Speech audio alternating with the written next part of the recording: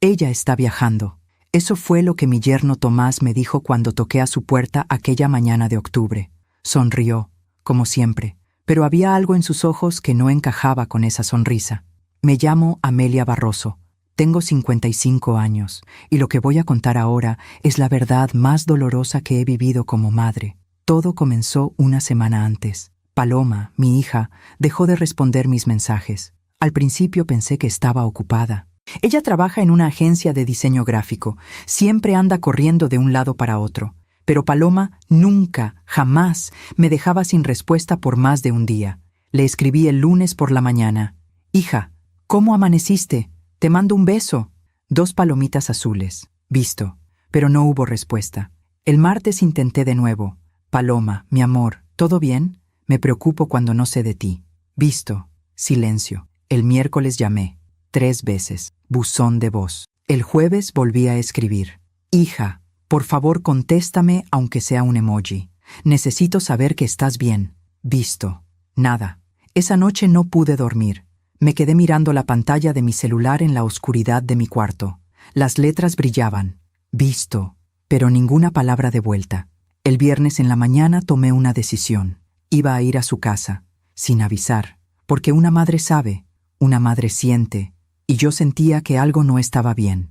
Conduje por la avenida Insurgentes con el corazón apretado. El tráfico estaba pesado como siempre, pero yo apenas lo notaba. Solo pensaba en esos mensajes sin respuesta, en esas llamadas que nunca contestó. Llegué a su colonia alrededor de las 11 de la mañana. Una zona tranquila, arbolada, con casas bonitas y portones blancos. Paloma y Tomás vivían ahí desde hace 2 años. Estacioné frente a la casa. El portón estaba cerrado. Toqué el timbre. Esperé. Volví a tocar. Entonces escuché pasos. La puerta se abrió. Y ahí estaba él, Tomás, mi yerno, sonriendo. «Amelia, qué sorpresa. ¿Todo bien?» «Vengo a ver a Paloma», dije. «No me ha contestado en toda la semana». Él se quedó callado por un segundo. Solo un segundo. Pero lo vi.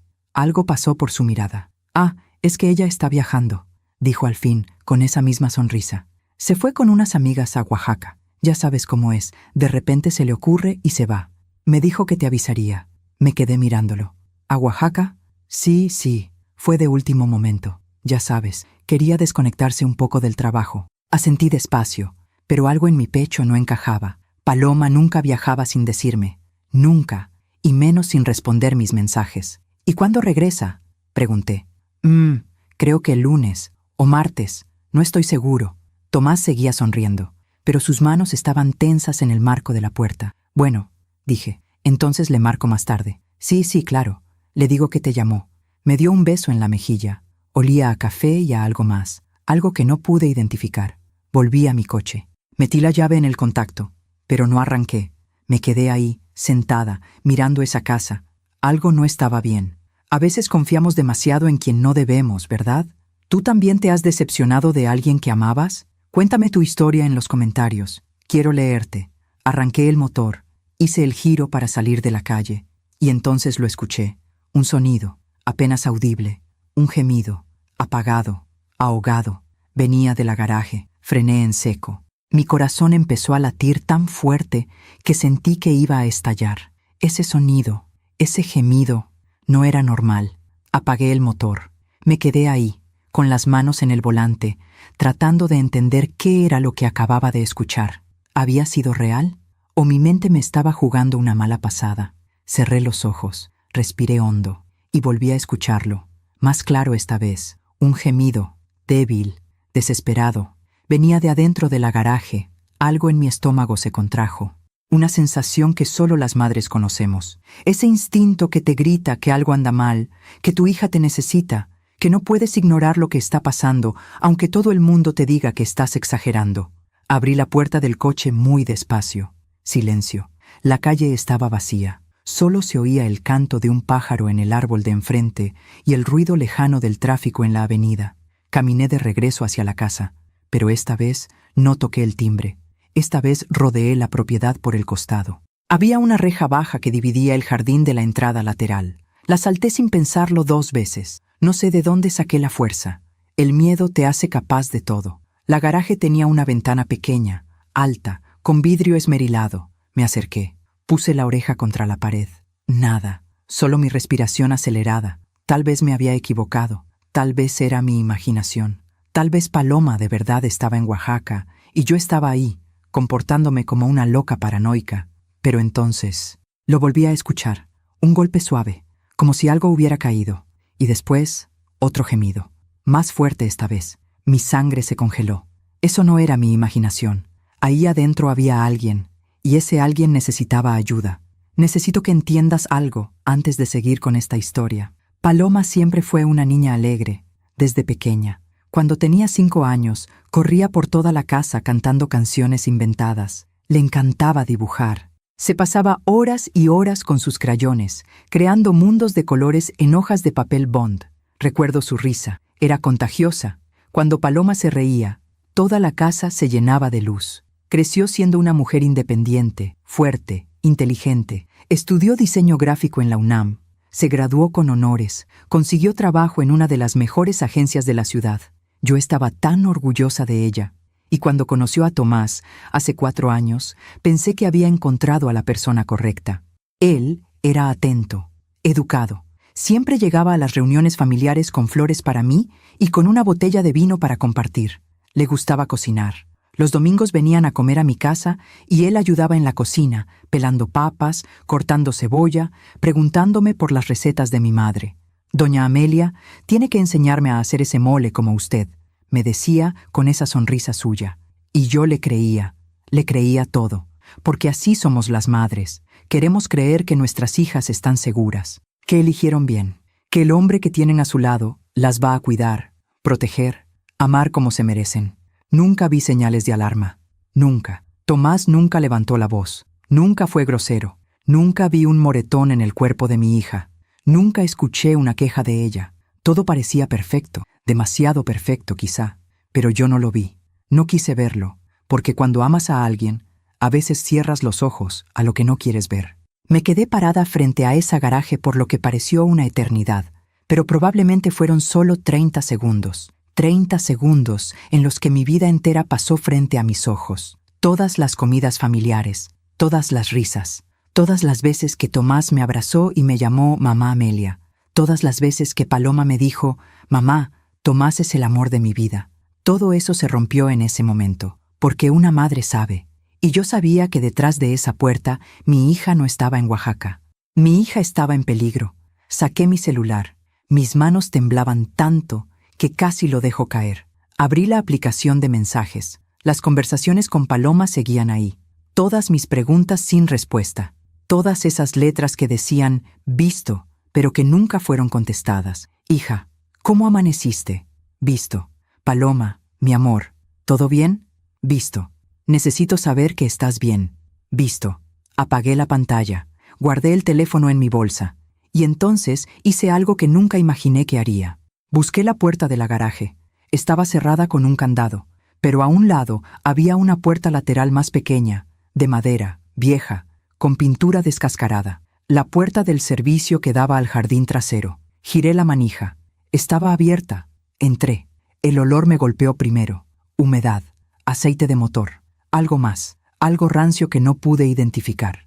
La garaje estaba oscura. Solo entraba un hilo de luz por esa ventana alta que había visto desde afuera. Tardé unos segundos en acostumbrarme a la penumbra. Y entonces la vi, en el rincón del fondo, sentada en el piso de cemento frío, con las manos atadas a la espalda, con cinta adhesiva en la boca, con el pelo revuelto y los ojos rojos de tanto llorar.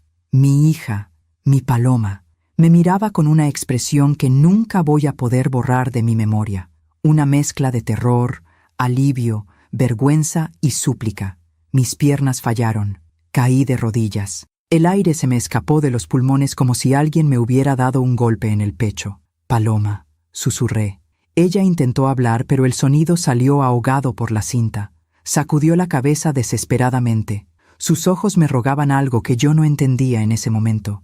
Me arrastré hacia ella. Mis manos temblaban tanto que apenas podía coordinar los movimientos. Pero antes de tocarla, antes de quitarle esa cinta de la boca, algo en mi cabeza hizo clic. Evidencia.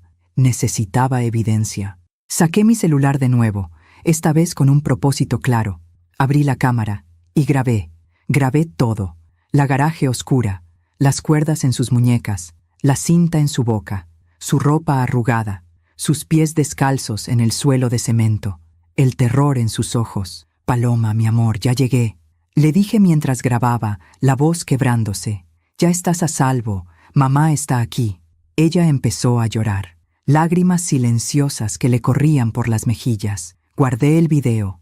Lo envié inmediatamente a 3 personas: a mi hermano Luis, a mi mejor amiga Rocío y al licenciado Mendoza, el abogado de la familia.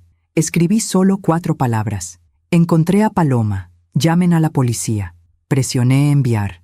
Y solo entonces, solo cuando supe que había pruebas de lo que estaba viendo, solo cuando supe que aunque Tomás regresara ya no podría negar nada, solo entonces me acerqué a mi hija. Le quité la cinta de la boca con cuidado. Ella tomó aire como si hubiera estado bajo el agua por horas. «Mamá», susurró. Su voz era ronca, rota, dolorida. «Shh, mi amor, ya todo va a estar bien». Empecé a desatar las cuerdas de sus muñecas. Estaban tan apretadas que le habían dejado marcas rojas en la piel. «¿Cuánto tiempo llevas aquí?», pregunté, aunque no estaba segura de querer saber la respuesta. Ella tragó saliva, cerró los ojos. 5 días, dijo al fin. 5 días, 5 días en los que yo estuve enviándole mensajes.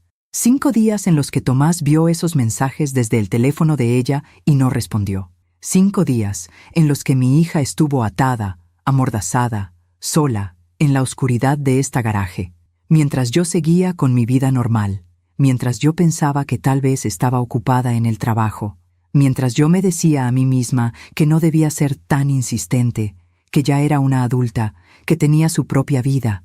La culpa me atravesó como un cuchillo. «Perdóname», le dije, «perdóname por no haber venido antes». Paloma negó con la cabeza. Me abrazó con la poca fuerza que le quedaba. «No es tu culpa, mamá. Tú me salvaste». Nos quedamos así, abrazadas en el suelo de esa garaje horrible, llorando juntas, mientras afuera el mundo seguía girando como si nada. Mientras cuento todo esto, pienso en dónde estarás escuchándome. Escribe el nombre de tu ciudad en los comentarios. Quiero saber que no estoy sola en esto. A lo lejos, escuché el sonido de sirenas acercándose. El licenciado Mendoza había sido rápido. La policía venía en camino, pero entonces escuché otra cosa. Pasos, en la casa. La puerta que conectaba la garaje con el interior se abrió, y ahí, recortado contra la luz del pasillo, estaba Tomás. Nos miró, y en sus ojos ya no había sonrisa. Solo había algo frío, vacío, peligroso. El tiempo se detuvo. Tomás estaba ahí, parado en el marco de la puerta, mirándome. No dijo nada. Yo tampoco. Solo nos quedamos así, congelados en ese momento imposible, mientras las sirenas se escuchaban cada vez más cerca. Paloma se aferró a mí con más fuerza. Sentí cómo su cuerpo temblaba contra el mío. «Mamá», susurró. «Tranquila, mi amor. No te va a tocar», dije, aunque no sabía si era verdad. Tomás dio un paso hacia nosotras, uno solo, pero fue suficiente para que mi corazón se acelerara de una manera que nunca había sentido. Era miedo puro, miedo animal. El miedo que siente una madre cuando sabe que su hija está en peligro y ella es la única barrera entre ese peligro y su niña. «Amelia», dijo al fin. Su voz sonaba extraña, plana, sin emoción. «No te acerques», le dije. Mi voz salió más firme de lo que esperaba. Me puse de pie. Me coloqué entre él y Paloma. «Amelia, esto no es lo que parece», continuó, dando otro paso. «¿No es lo que parece?», repetí, y algo dentro de mí se rompió. «¿No es lo que parece, Tomás? Tu esposa lleva 5 días atada en esta garaje». Ella estaba enferma. Estaba diciendo cosas sin sentido. Necesitaba protegerla de sí misma. Me quedé mirándolo. ¿Protegerla? ¿Así llamaba a esto? Las sirenas ya estaban en la calle. Escuché portazos, voces, pasos corriendo hacia la casa. Tomás también las escuchó. Vi cómo su expresión cambiaba. El control que había intentado mantener se desmoronó en segundos. Su rostro pasó de esa calma antinatural a algo parecido al pánico. «No debiste venir», dijo, y ahora su voz sonaba diferente. Había rabia en ella. «No debiste meterte en esto. Soy su madre», le dije, «y voy a meterme en todo lo que tenga que ver con mi hija».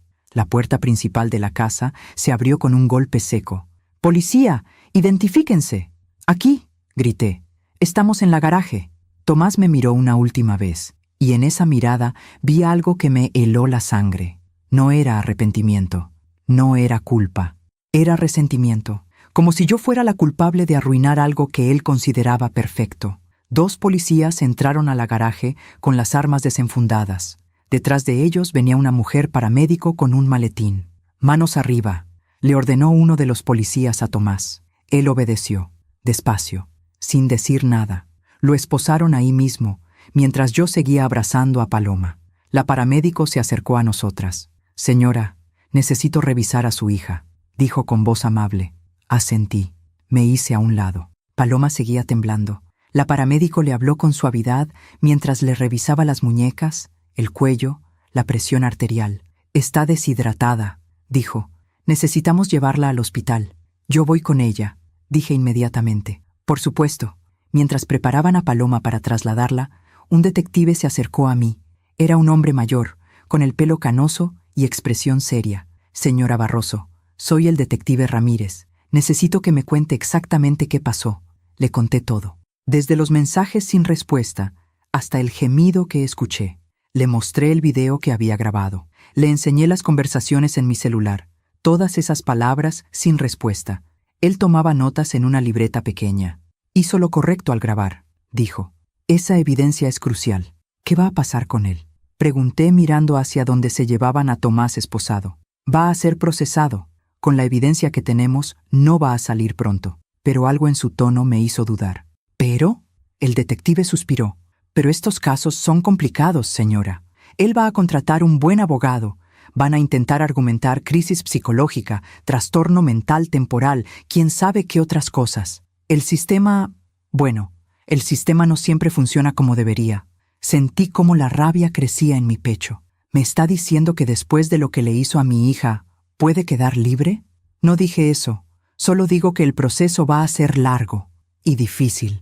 Su hija va a tener que declarar, testificar, revivir todo esto». Miré a Paloma. La estaban subiendo a una camilla. Se veía tan pequeña, tan frágil, tan rota. «Ella va a hacer lo que tenga que hacer», dije, «y yo voy a estar con ella en cada paso». El detective asintió. «Eso es lo que necesita. Ahora váyanse al hospital. Mañana necesito que vengan a la delegación para hacer la declaración formal». En la ambulancia, Paloma se quedó dormida. Yo me senté a su lado, sosteniendo su mano, mirando su rostro. Y por primera vez desde que esto empezó, permití que mi mente procesara lo que acababa de pasar. Mi hija, mi niña, la misma que corría por la casa cantando canciones inventadas, la misma que se graduó con honores, la misma que me decía: «Mamá, Tomás es el amor de mi vida». Había estado 5 días atada en una garaje oscura, 5 días sin agua suficiente, sin comida, sin baño, sin dignidad. Y yo había estado en mi casa, viviendo mi vida normal, esperando que me contestara un mensaje. La culpa me asfixiaba. ¿Cómo no lo vi? ¿Cómo no me di cuenta antes? ¿Qué clase de madre era yo? Cerré los ojos, respiré hondo, y entonces recordé algo. Algo que había pasado hace 6 meses. Fue un domingo. Paloma y Tomás habían venido a comer, como siempre. Yo había preparado pozole, el platillo favorito de mi hija. Estábamos en la mesa, comiendo, platicando, riendo. Paloma estaba contando una anécdota de su trabajo, algo sobre un cliente difícil que había cambiado el diseño 5 veces. Y entonces le dije: «Señor, o decide lo que quiere o busca otro diseñador, porque yo no tengo tiempo para esto», decía riendo. Tomás no se rió. Se quedó mirándola con una expresión que no supe leer en ese momento. «¿Le dijiste eso?», preguntó. «Pues sí, ya estaba harta», respondió Paloma todavía sonriendo. «No me parece profesional», dijo Tomás. El tono de su voz cambió. Se puso frío. Paloma dejó de sonreír. «Bueno, tú no estabas ahí. No sabes cómo fue la situación. Sé que no deberías hablarle así a un cliente. Te hace ver mal. Me hace ver mal a mí también». Hubo un silencio incómodo. Yo intervine, tratando de aligerar el ambiente. «Ay, hijo, pero si conoces a Paloma. Ella sabe cómo manejar su trabajo. Siempre ha sido muy profesional». Tomás me miró y sonrió. Esa sonrisa suya. «Claro, mamá Amelia, tiene razón». Y el tema quedó ahí. Paloma siguió comiendo en silencio. Yo pensé que no era nada, solo una pequeña discusión de pareja, algo normal. Pero ahora, sentada en esa ambulancia, sosteniendo la mano de mi hija dormida, ese recuerdo tomó otro significado. No había sido una discusión normal, había sido control.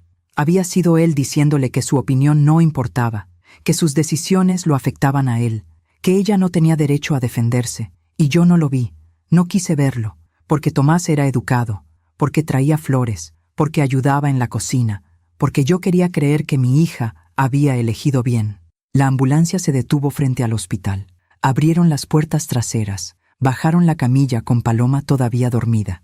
Yo la seguí, caminando como autómata, sintiendo el peso de todo lo que no había visto, de todas las señales que había ignorado. Nos llevaron a urgencias. Un médico revisó a Paloma, le pusieron suero intravenoso, le hicieron análisis de sangre. Está severamente deshidratada, dijo el doctor, y tiene hematomas en las muñecas por las cuerdas, pero físicamente va a estar bien. Lo que me preocupa más es el trauma psicológico. ¿Qué necesita?, pregunté. Terapia, apoyo, tiempo. Esto no se cura de un día para otro. Asentí. Haría lo que fuera necesario, lo que fuera. Paloma despertó un par de horas después. Ya era de noche. La habían pasado a un cuarto privado. Yo estaba sentada en una silla al lado de su cama. Abrió los ojos lentamente. Me miró. Mamá, aquí estoy, mi amor. Él está arrestado. No va a volver. No va a tocarte nunca más. Ella asintió. Pero vi que las lágrimas empezaban a correr por sus mejillas de nuevo. Perdóname, mamá. ¿Perdonarte? ¿Por qué? Por no haberte dicho, por no haberte pedido ayuda antes, por dejarte creer que todo estaba bien. Me levanté de la silla, me senté en la orilla de su cama, le tomé la mano. Tú no tienes nada de qué disculparte, nada. Lo que te pasó no es tu culpa. Pero yo debí... No, escúchame bien, Paloma. Nada de lo que pasó es tu culpa. Nada. Ella se quedó callada, respirando entrecortado. ¿Cómo empezó todo esto?, pregunté con suavidad. ¿Qué pasó para que llegara a esto? Paloma cerró los ojos. Fue gradual, dijo al fin. Al principio era solo que se enojaba si yo salía con mis amigas. Decía que prefería que pasáramos tiempo juntos. Y yo pensé que era lindo, que me amaba tanto que quería estar conmigo todo el tiempo. Hizo una pausa. Luego empezó a criticar mi ropa, mi trabajo, mis decisiones. Siempre con esa voz calmada, ¿sabes? Nunca gritaba. Solo decía las cosas como si fueran obvias, como si yo fuera tonta por no verlas. ¿Y cuándo se puso violento? Hace 3 meses. Llegué tarde de una reunión de trabajo. Él estaba esperándome en la sala. Me dijo que había estado con otro hombre. Yo le dije que estaba loco, que había estado en la oficina, pero no me creyó. Se le quebró la voz. Me agarró del brazo, fuerte, me dejó moretones, y después lloró. Me pidió perdón. Me dijo que me amaba tanto que la idea de perderme lo volvía loco, que nunca más iba a pasar. Pero sí pasó de nuevo. Sí, y cada vez era peor. Hasta que hace una semana se detuvo, respiró hondo. Hace una semana le dije que quería el divorcio. Mi corazón se detuvo. ¿Y qué hizo él? Me dijo que nunca iba a dejarme ir, que prefería verme muerta antes que con otro hombre. Y esa misma noche, me drogó. Puso algo en mi café. Cuando desperté, estaba en la garaje, atada. Y él estaba ahí, mirándome, diciéndome que iba a aprender a ser una buena esposa. No pude contener las lágrimas. Mi niña, mi Paloma, había pasado por todo esto sola, y yo no lo sabía. Él respondía mis mensajes desde mi celular, continuó, para que nadie sospechara. Solo los abría, para que vieras que los había visto, pero nunca contestaba. Decía que así tú ibas a preocuparte lo suficiente para venir, y cuando vinieras, te diría que yo estaba de viaje, y tú le creerías, porque tú siempre le creíste. Tenía razón. Yo siempre le había creído, porque era más fácil creer que todo estaba bien, porque era más cómodo pensar que mi hija había encontrado al hombre perfecto, porque no quise ver lo que estaba justo frente a mis ojos. Perdóname, Paloma, perdóname por no haber visto quién era él realmente. No sabías, mamá. Él era muy bueno ocultándolo. Nos quedamos en silencio un rato largo. Afuera, la noche de la ciudad seguía su curso normal. Coches pasando. Gente viviendo sus vidas. El mundo giraba como siempre. Pero para nosotras, todo había cambiado. Aún me pregunto si hice lo correcto al entrar a esa garaje sin avisar a la policía primero. ¿Y tú? ¿Qué habrías hecho en mi lugar? Cuéntamelo en los comentarios. Mamá, dijo Paloma de pronto. Sí, mi amor. Gracias por venir a buscarme. Gracias por no creerle. Gracias por confiar en tu instinto. Le apreté la mano. Siempre, mi niña. Siempre voy a venir por ti. Ella cerró los ojos de nuevo, esta vez con algo parecido a la paz en su rostro, y yo me quedé ahí, sentada a su lado, vigilando su sueño, sabiendo que esto apenas comenzaba, que el camino hacia la recuperación iba a ser largo y doloroso, pero también sabiendo algo con absoluta certeza: no iba a dejarla sola nunca más, nunca más. Los 3 días siguientes fueron una pesadilla que se movía en cámara lenta. Paloma seguía en el hospital. Los doctores querían mantenerla en observación, no solo por la deshidratación, sino porque temían que el trauma psicológico pudiera manifestarse de formas que no podíamos anticipar. Yo dormía en una silla al lado de su cama. Apenas dormía, en realidad. Cada vez que cerraba los ojos veía esa garaje oscura, veía las cuerdas en sus muñecas, veía la mirada de Tomás cuando nos descubrió. El lunes por la mañana vino una psicóloga del hospital. Se llamaba doctora Hernández. Era una mujer joven, de unos 40 años, con voz suave y ojos compasivos. Señora Barroso, ¿puedo hablar con usted un momento?, me dijo. Salimos al pasillo. ¿Cómo está mi hija?, pregunté de inmediato. Físicamente se está recuperando bien, pero emocionalmente esto va a tomar tiempo, mucho tiempo. Haré lo que sea necesario. Lo sé, pero necesito que entienda algo importante, dijo, mirándome directamente. Paloma está experimentando algo que llamamos trauma vincular. Durante años, su esposo la condicionó para dudar de sí misma, para sentir que ella era el problema, para creer que merecía el maltrato. Pero ella es inteligente, es fuerte. ¿Cómo pudo dejarse manipular así? La doctora Hernández suspiró. Eso es exactamente lo que no debe pensar. La violencia doméstica no tiene que ver con inteligencia o fuerza, tiene que ver con manipulación sistemática, con control psicológico. Los abusadores son expertos en hacer que sus víctimas duden de su propia realidad. Me quedé callada, procesando. Paloma va a tener días buenos y días malos, continuó. Hay momentos en que va a culparse a sí misma. Va a decir cosas como, si yo hubiera sido mejor esposa, o si no lo hubiera hecho enojar. Su trabajo como madre es recordarle constantemente que nada de esto fue su culpa. Lo haré. Y también necesita cuidarse usted. El trauma vicario es real. Usted también pasó por algo horrible. Encontrar a su hija en esas condiciones, eso no se olvida fácilmente. Yo estoy bien, dije automáticamente. Ella me miró con esa mirada que solo los terapeutas saben dar. Señora Barroso, con todo respeto, no está bien. Y está bien no estar bien. Por primera vez desde que todo esto empezó, sentí que las lágrimas venían de verdad. No las lágrimas de miedo o de rabia, sino las lágrimas de agotamiento, de todo lo que había estado conteniendo. Tengo que ser fuerte por ella, dije, con la voz quebrándose. Y puede serlo, pero también puede permitirse sentir, puede permitirse procesar. Busque ayuda profesional también para usted, por favor. Asentí, aunque no estaba segura de si iba a hacerle caso. Ese mismo día por la tarde llegó el licenciado Mendoza al hospital. Lo conocía desde hace años. Era el abogado que había llevado el caso de la herencia de mi padre. Un hombre serio, meticuloso, de esos que inspiran confianza. Amelia, me saludó, dándome un abrazo. ¿Cómo está Paloma? Mejor. Física y mentalmente va mejorando. Me alegra escucharlo. Mira, tengo noticias. Algunas buenas, otras no tanto. Dime. La buena.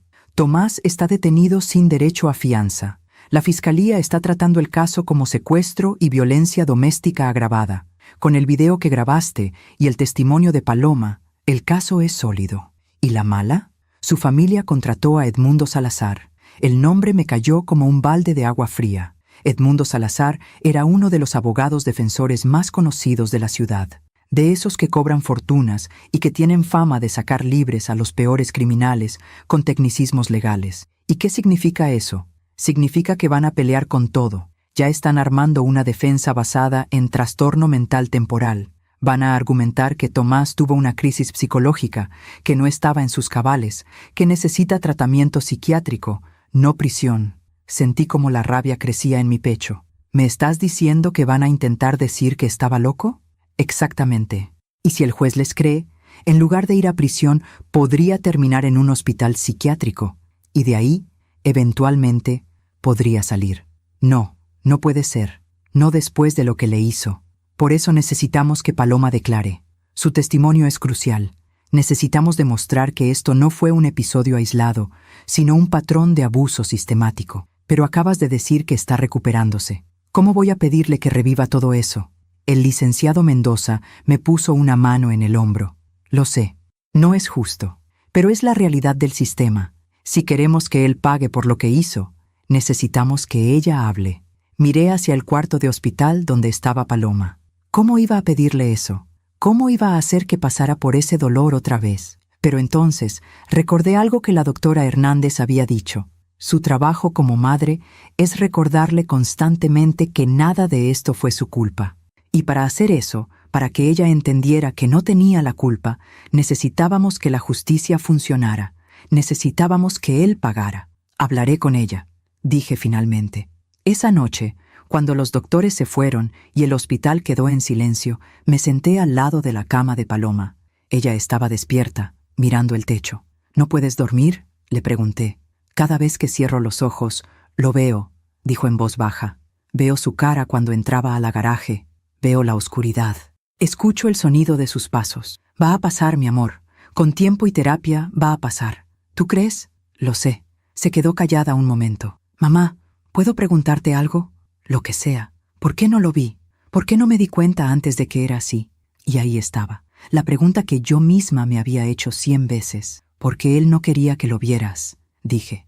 Porque era muy bueno ocultándolo. Porque el abuso no empieza con golpes, empieza con palabras. Con pequeños comentarios que te hacen dudar de ti misma. ¿Te acuerdas de ese domingo?, preguntó de repente, cuando conté la historia del cliente difícil, y Tomás se enojó. Sí, me acordé de eso hace unos días. Esa noche, cuando volvimos a casa, me dijo que lo había avergonzado, que había quedado como una mujer agresiva frente a ti, que debía aprender a controlar mi lengua. Se le quebró la voz, y yo le creí, mamá. Le pedí perdón. Le prometí que iba a ser más cuidadosa con lo que decía. Paloma. Y eso fue solo el principio. Después vino todo lo demás. Las críticas a mi ropa. Ese vestido es muy provocador. ¿Para quién te arreglas así? Las preguntas cada vez que llegaba del trabajo. ¿Por qué tardaste tanto? ¿Con quién estuviste hablando? La revisión de mi celular. Los celos constantes. ¿Y tú qué hacías? Al principio me defendía. Le decía que estaba exagerando. Pero él siempre tenía una explicación que sonaba lógica.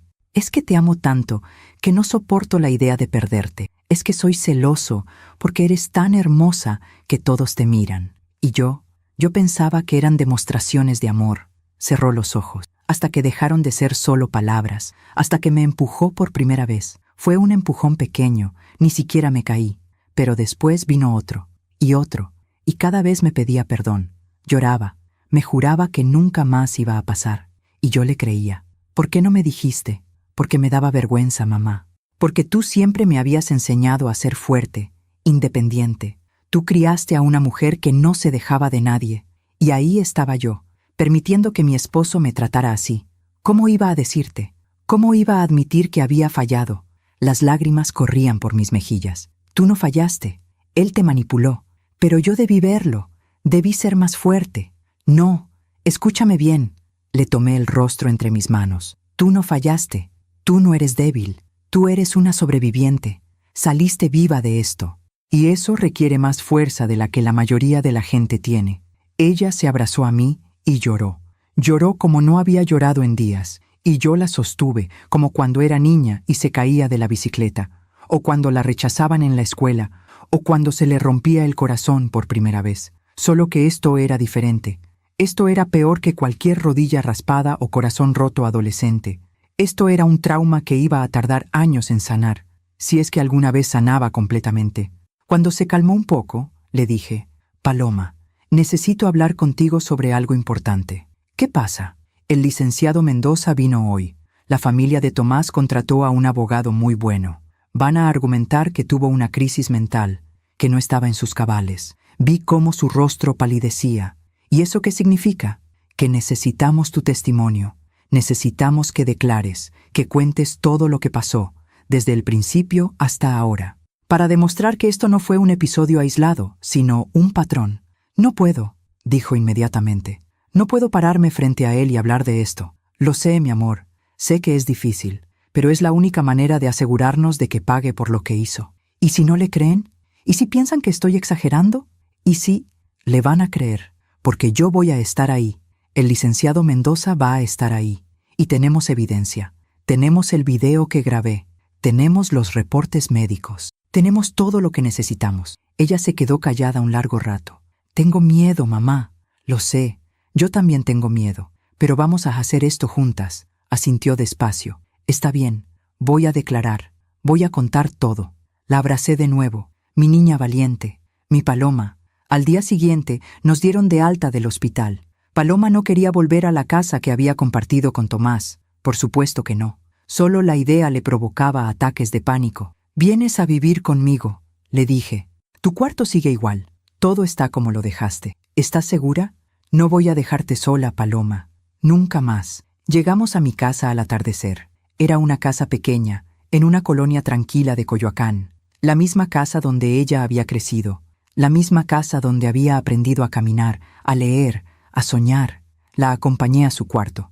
Efectivamente, todo estaba igual. Los pósters de sus grupos favoritos de cuando era adolescente, los libros en el librero, la colcha azul que había elegido a los 15 años. Se sentó en la cama, pasó la mano por la colcha. «Me siento como si tuviera 15 años otra vez», dijo con una sonrisa triste. «En cierto modo, estás empezando de nuevo», le dije. «Pero esta vez no estás sola. Esa noche preparé su cena favorita. Enchiladas verdes con pollo, las mismas que le hacía cuando era niña y se sentía triste. Comimos en silencio, pero era un silencio cómodo. El silencio de dos mujeres que habían pasado por el infierno juntas y habían salido del otro lado. Después de cenar, mientras lavaba los platos, sonó mi celular. Era un número desconocido. Dudé si contestar, pero algo me hizo hacerlo. «Bueno, señora Barroso, buenas noches. Habla la doctora Ruiz. Soy psiquiatra del Reclusorio Norte». Mi corazón se aceleró. «¿Sí? Llamo para informarle que Tomás Vega ha intentado suicidarse esta noche.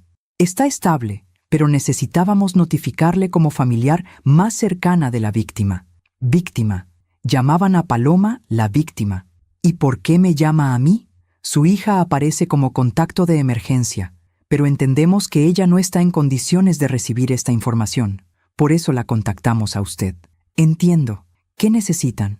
Nada por el momento. Solo que estén informadas. El intento no fue exitoso. Está bajo vigilancia psiquiátrica. ¿Esto cambia algo legalmente? Hubo una pausa. No soy abogada, señora. Pero sí, podría afectar el caso. Podría fortalecer el argumento de trastorno mental. Por supuesto. Claro que sí. Gracias por informar, dije, y colgué. Me quedé ahí parada, con el teléfono en la mano. ¿Había sido real el intento de suicidio? ¿O había sido una estrategia? ¿Una manera de reforzar la defensa de crisis mental? No lo sabía. Y honestamente no me importaba. Lo único que me importaba era que mi hija estaba a salvo. Y que, pasara lo que pasara con Tomás, yo iba a asegurarme de que Paloma tuviera la vida que merecía. Una vida sin miedo, una vida sin dolor, una vida libre. Las semanas siguientes fueron como caminar en arenas movedizas. Cada día traía una nueva complicación, un nuevo obstáculo, una nueva manera en que el sistema parecía diseñado para proteger al abusador en lugar de a la víctima. La tentativa de suicidio de Tomás había sido noticia. No en los medios grandes, pero sí en algunos portales locales. Hombre detenido por violencia doméstica intenta quitarse la vida en el Reclusorio Norte. Los comentarios en las redes sociales me revolvían el estómago. Pobre hombre, debe estar muy desesperado. Algo habrá hecho ella para llevarlo a ese extremo. Las mujeres siempre exageran. Seguro fue una simple discusión de pareja. Tuve que dejar de leer. Porque si seguía leyendo, si seguía viendo cómo la gente defendía a un hombre que había mantenido a mi hija encerrada como a un animal, iba a volverme loca. Paloma no leía las noticias, ni las redes sociales. Había borrado todas sus cuentas. Pasaba los días en su cuarto, casi todo el tiempo en la cama, mirando el techo. Empezó a ir a terapia 3 veces por semana. La doctora Hernández le había recomendado a una especialista en trauma, la doctora Patricia Ríos. «¿Cómo te fue hoy?», Le preguntaba cada vez que volvía de sus sesiones. Bien, decía siempre. Pero yo sabía que no estaba bien. La veía en las noches, cuando pensaba que yo estaba dormida, llorando en silencio en su cuarto. La veía sobresaltarse cada vez que sonaba el timbre de la puerta. La veía revisar una y otra vez las cerraduras de las ventanas. El miedo se había instalado en ella de una manera que ninguna terapia podía curar de la noche a la mañana. Una tarde, 2 semanas después de que saliera del hospital, estábamos tomando café en la cocina cuando sonó mi celular. Era el licenciado Mendoza. Amelia, necesito que vengan a mi oficina mañana. Hay novedades del caso. ¿Buenas o malas? Complicadas. Al día siguiente, Paloma y yo fuimos al despacho del licenciado. Era un edificio viejo en el centro, con olor a papel y a madera barnizada. Nos sentamos frente a su escritorio. Él tenía una carpeta gruesa con documentos. Bien, empezó. La Fiscalía presentó formalmente los cargos: secuestro agravado, violencia familiar calificada y tentativa de feminicidio. ¿Tentativa de feminicidio?, preguntó Paloma. Pero él nunca intentó matarme. Legalmente, el hecho de mantener a alguien en condiciones que ponen en peligro su vida constituye tentativa. Estuviste 5 días sin agua suficiente, sin comida, sin atención médica. Pudiste haber muerto. Paloma se quedó callada. La buena noticia es que los cargos son sólidos, continuó el licenciado. La mala noticia es que la defensa está siendo muy agresiva. Edmundo Salazar presentó un peritaje psiquiátrico que diagnostica a Tomás con trastorno límite de la personalidad y episodio psicótico agudo. ¿Y eso qué significa? Que van a argumentar inimputabilidad, es decir, que no es responsable de sus actos porque estaba mentalmente incapacitado. Pero eso es mentira, dije. Él sabía perfectamente lo que estaba haciendo. Respondía a los mensajes de Paloma desde su celular para que nadie sospechara. Eso no es algo que hace alguien que está en un episodio psicótico. Exacto. Y eso es lo que tenemos que demostrar. Por eso necesitamos tu testimonio, Paloma. Necesitamos que cuentes con detalle cómo fue el patrón de abuso, cómo era calculado, premeditado, consciente. Paloma asintió. Lo haré. Ya lo decidí. Voy a declarar. Bien. La audiencia preliminar es en 2 semanas. Ahí vas a tener que dar tu testimonio. Y Tomás va a estar presente.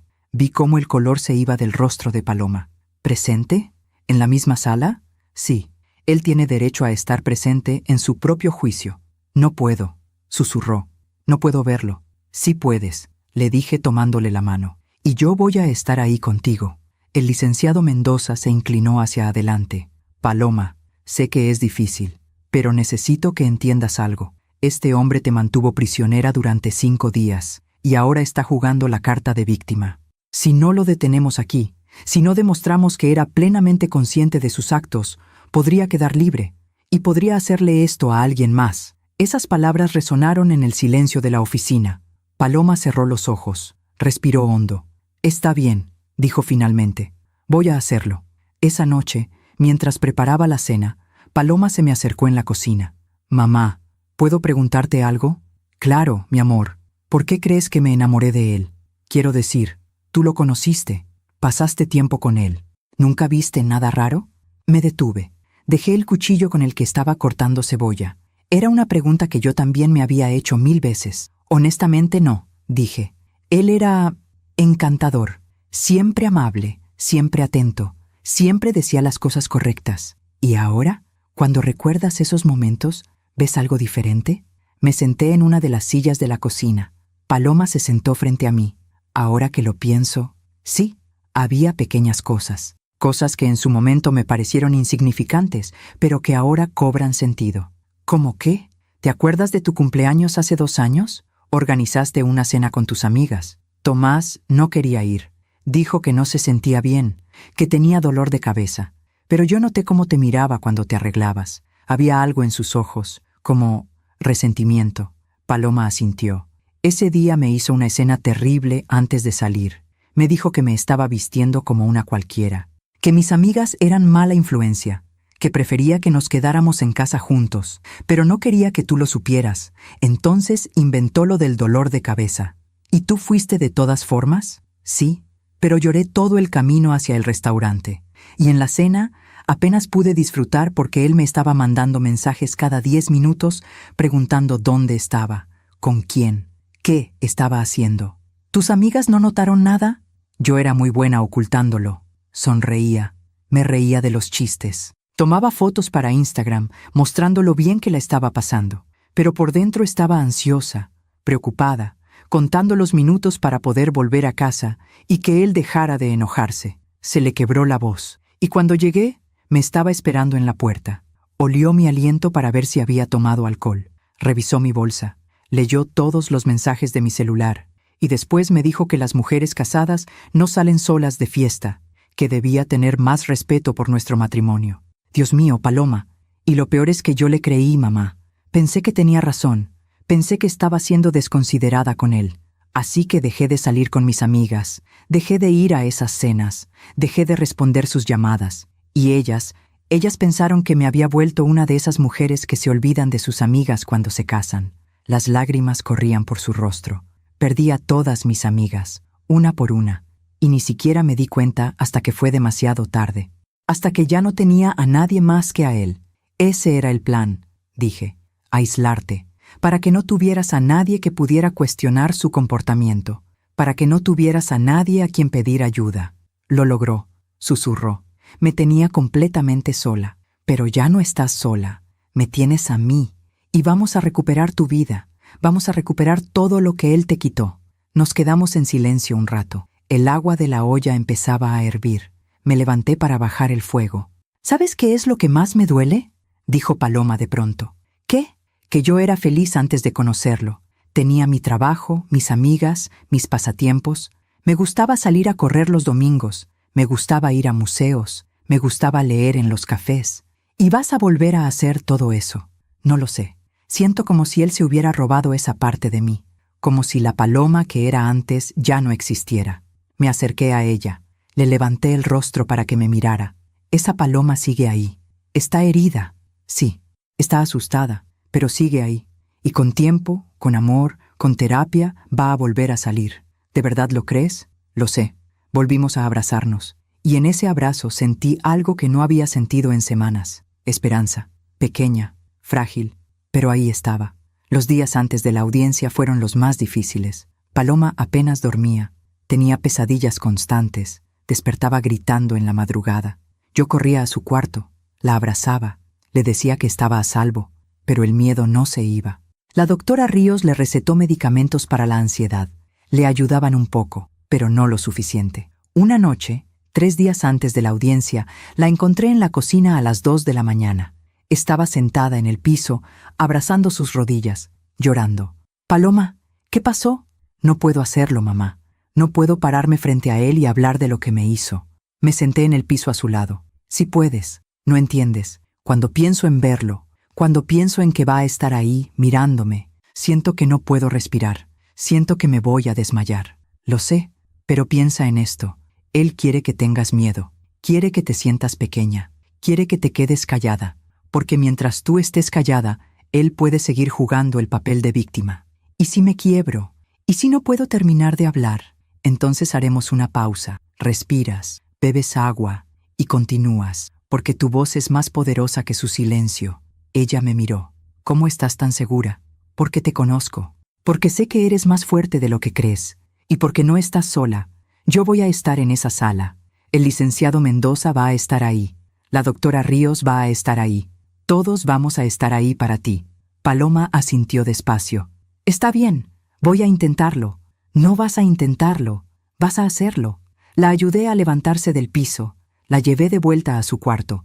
Esa noche me quedé dormida en una silla al lado de su cama, vigilando su sueño, como cuando era niña y tenía fiebre, como cuando era adolescente y le rompían el corazón, como siempre, porque eso hacen las madres. Protegemos, acompañamos y nunca, nunca nos rendimos. La mañana de la audiencia amaneció gris y fría. Paloma se levantó temprano, se duchó, se puso un vestido azul marino, sencillo, que le había prestado. Se maquilló un poco para ocultar las ojeras, pero cuando la vi, pensé que no había maquillaje en el mundo que pudiera ocultar el peso de lo que estaba a punto de hacer. ¿Estás lista?, le pregunté. No, pero vamos de todas formas. Llegamos al juzgado a las 9 de la mañana. Era un edificio viejo, con pasillos oscuros y olor a humedad. El licenciado Mendoza nos esperaba en la entrada. «Buenos días. ¿Cómo están?» «Nerviosas», dije. «Es normal. Paloma, vamos a repasar una vez más lo que va a pasar. Vas a subir al estrado. El fiscal va a hacerte preguntas. Respondes con la verdad, con calma. Después el abogado defensor va a contrainterrogarte. Va a intentar confundirte, hacerte dudar, hacerte ver mal. No caigas en sus trampas. Solo responde lo que te preguntan. Nada más». Paloma asentía, pero yo veía que estaba temblando. Entramos a la sala, y ahí estaba él, Tomás, sentado al lado de su abogado. Estaba más delgado, más pálido, tenía ojeras profundas, pero cuando nos vio entrar, cuando sus ojos se encontraron con los de Paloma, algo en su expresión cambió. Sonrió, una sonrisa pequeña, casi imperceptible, pero Paloma la vio. La sentí tensarse a mi lado. «Respira», le susurré.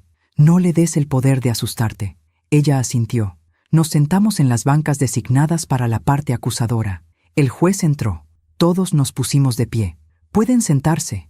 Damos inicio a la audiencia preliminar en el caso de la Fiscalía General contra Tomás Vega González por los delitos de secuestro agravado, violencia familiar calificada y tentativa de feminicidio. Mi corazón latía tan fuerte que pensé que todos en la sala podían escucharlo. Se llama a declarar a la víctima, la señorita Paloma Barroso Vega. Paloma se levantó, caminó hacia el estrado con pasos temblorosos, juró decir la verdad, se sentó. Y por primera vez en semanas levantó la vista y miró directamente a Tomás, y en sus ojos vi algo que no había visto desde que esto empezó. Vi furia. El fiscal se levantó. Era un hombre joven, de unos 35 años, con lentes y traje gris. Se llamaba licenciado Morales. «Buenos días, señorita Barroso», comenzó con voz firme pero amable. «Sé que esto es difícil para usted. Vamos a ir paso por paso. ¿De acuerdo?» Paloma asintió. «Para el registro, ¿puede decirnos su nombre completo?» «Paloma Barroso Vega». «¿Y cuál es su relación con el acusado?» Era mi esposo». «¿Cuánto tiempo estuvieron casados?» 2 años, pero fuimos pareja durante 4 años en total». «Entiendo». «Señorita Barroso, ¿puede contarnos con sus propias palabras qué sucedió el día 22 de octubre del año en curso?» Paloma respiró hondo. Yo estaba sentada en la primera fila, directamente en su línea de visión. Nuestras miradas se encontraron. Le di un pequeño asentimiento. «Tú puedes», le dije sin palabras. Fue un viernes», comenzó, con voz temblorosa. «Yo había llegado del trabajo alrededor de las 6 de la tarde. Tomás estaba en casa. Me ofreció un café. Yo acepté. No tenía razón para sospechar nada. ¿Y qué pasó después?» Tomé el café. Nos sentamos en la sala. Estábamos viendo televisión. Y de repente, empecé a sentirme mareada. Muy mareada. Le dije que no me sentía bien, que tal vez debía acostarme. Su voz se quebró un poco, pero continuó. «Lo siguiente que recuerdo es despertar en la oscuridad. No podía mover mis manos. Tenía algo en la boca. No podía gritar. Tardé unos segundos en darme cuenta de dónde estaba.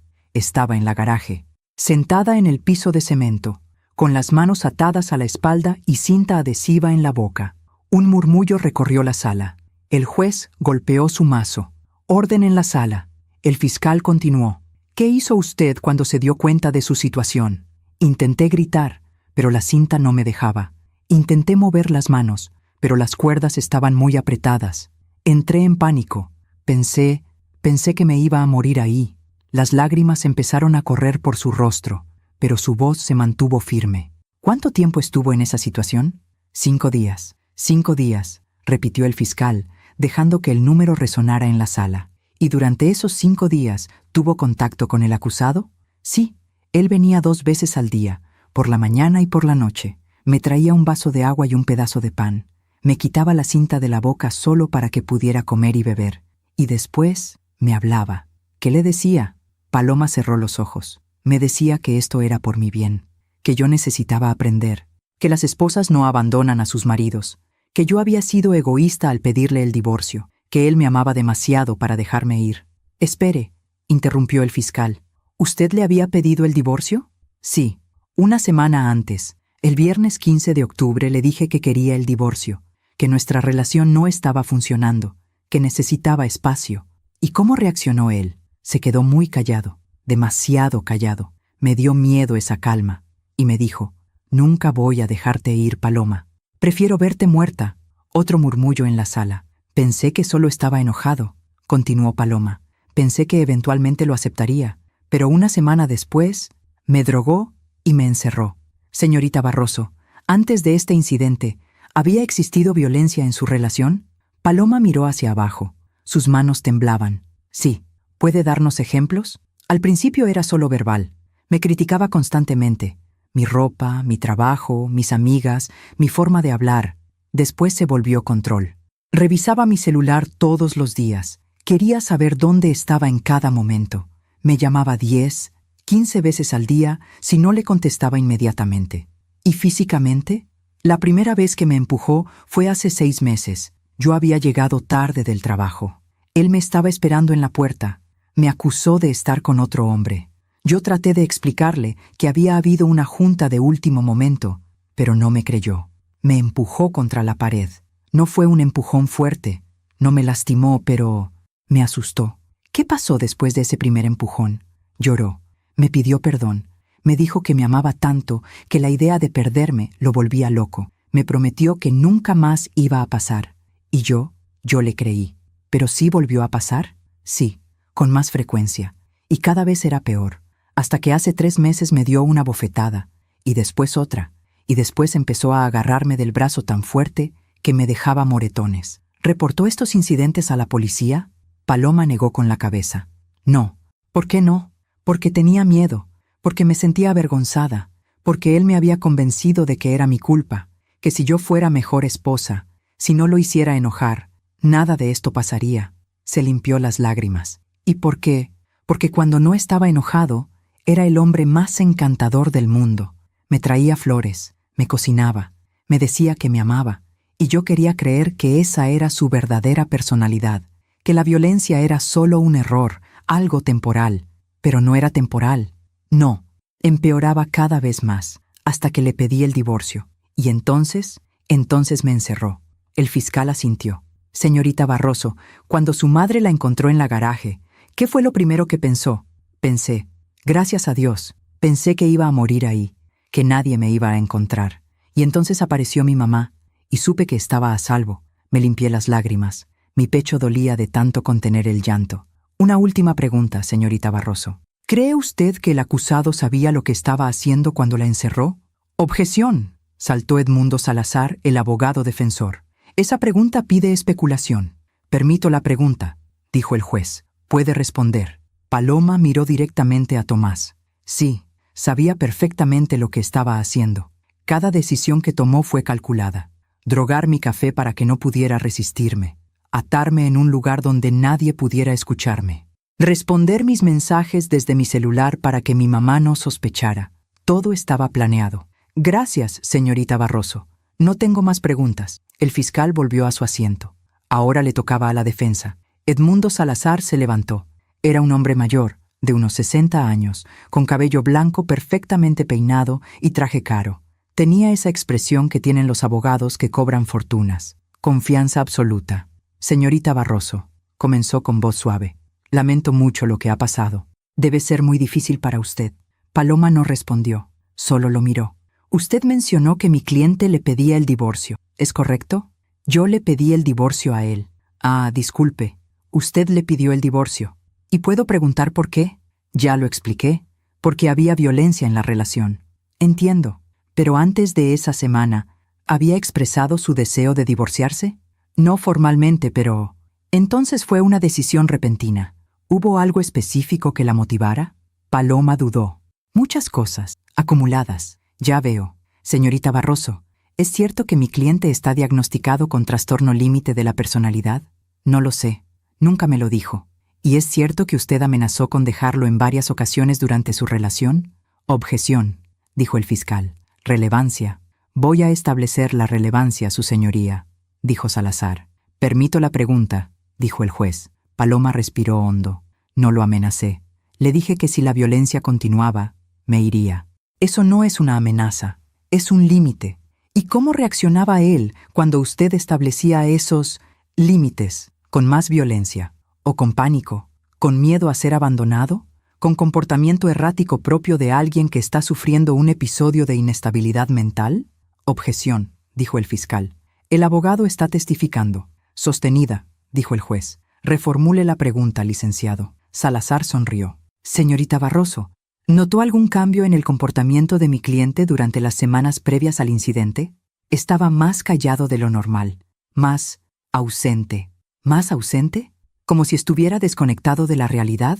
No sé, tal vez. ¿Y cuando la encerró en la garaje, le pareció que estaba actuando racionalmente? Me pareció que sabía exactamente lo que estaba haciendo. Pero usted no es psiquiatra, ¿verdad? No. Entonces no puede diagnosticar si mi cliente estaba o no en sus cabales. Puedo saber cuando alguien me está lastimando deliberadamente. Objeción, dijo Salazar.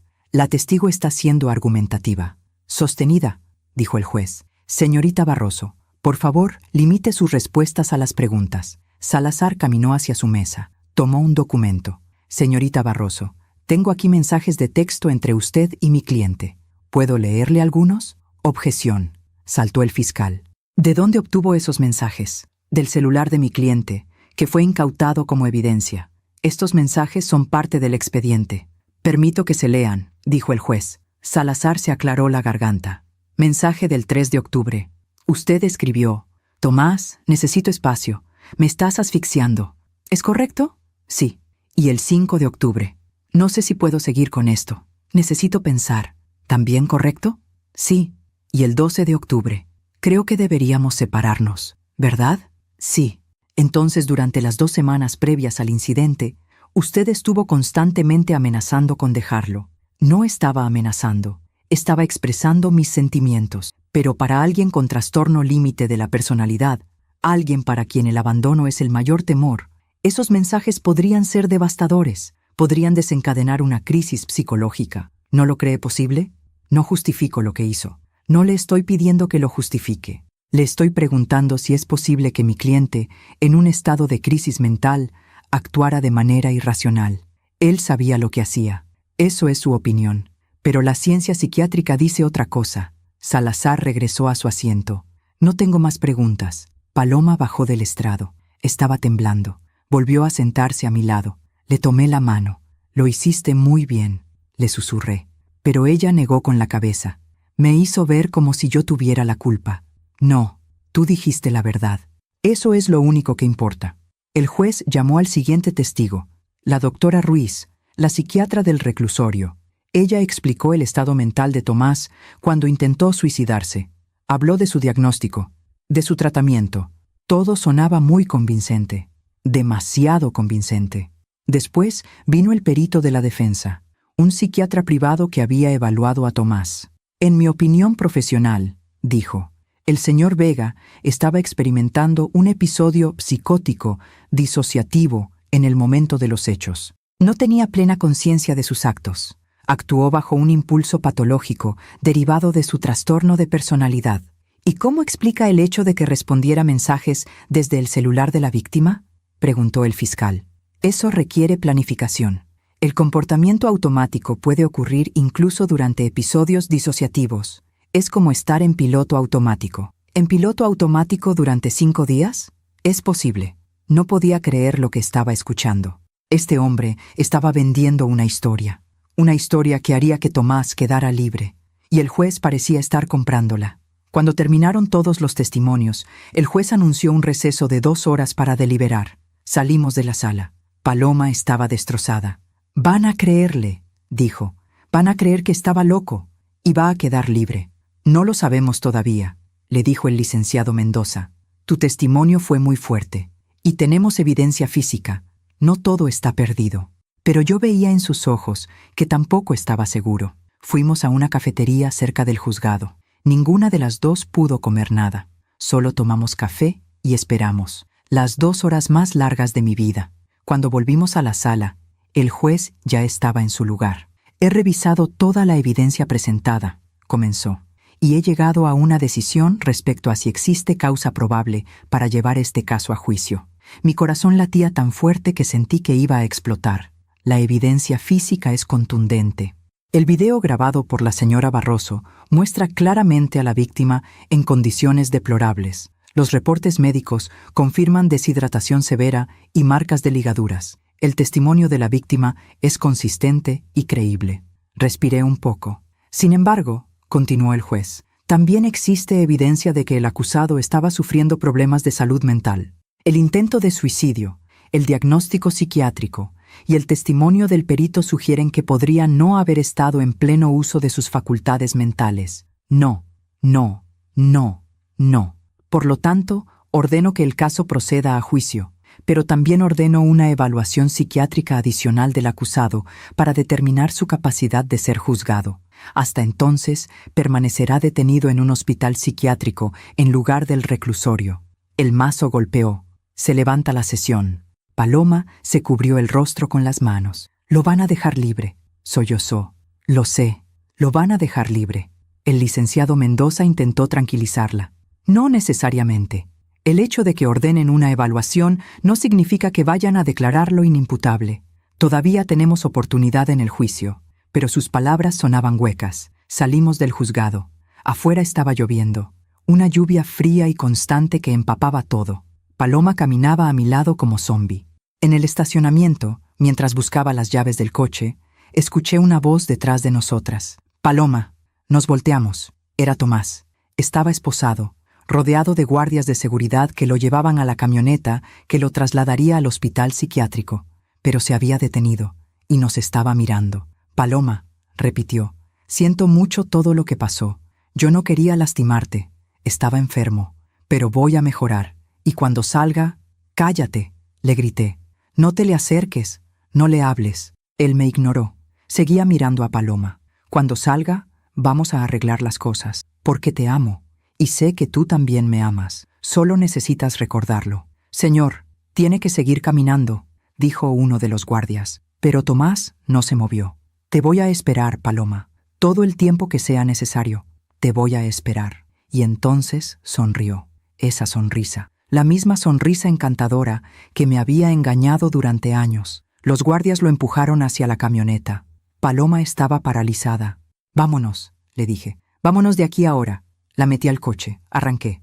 Salí del estacionamiento a toda velocidad.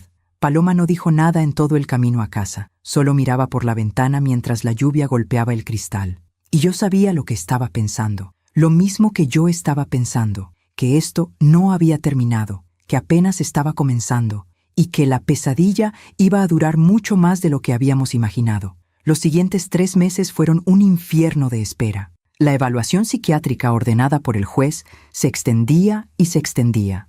Primero dijeron 2 semanas, luego 1 mes, luego 2 meses. Cada vez que llamábamos para preguntar por el estatus del caso, nos daban la misma respuesta.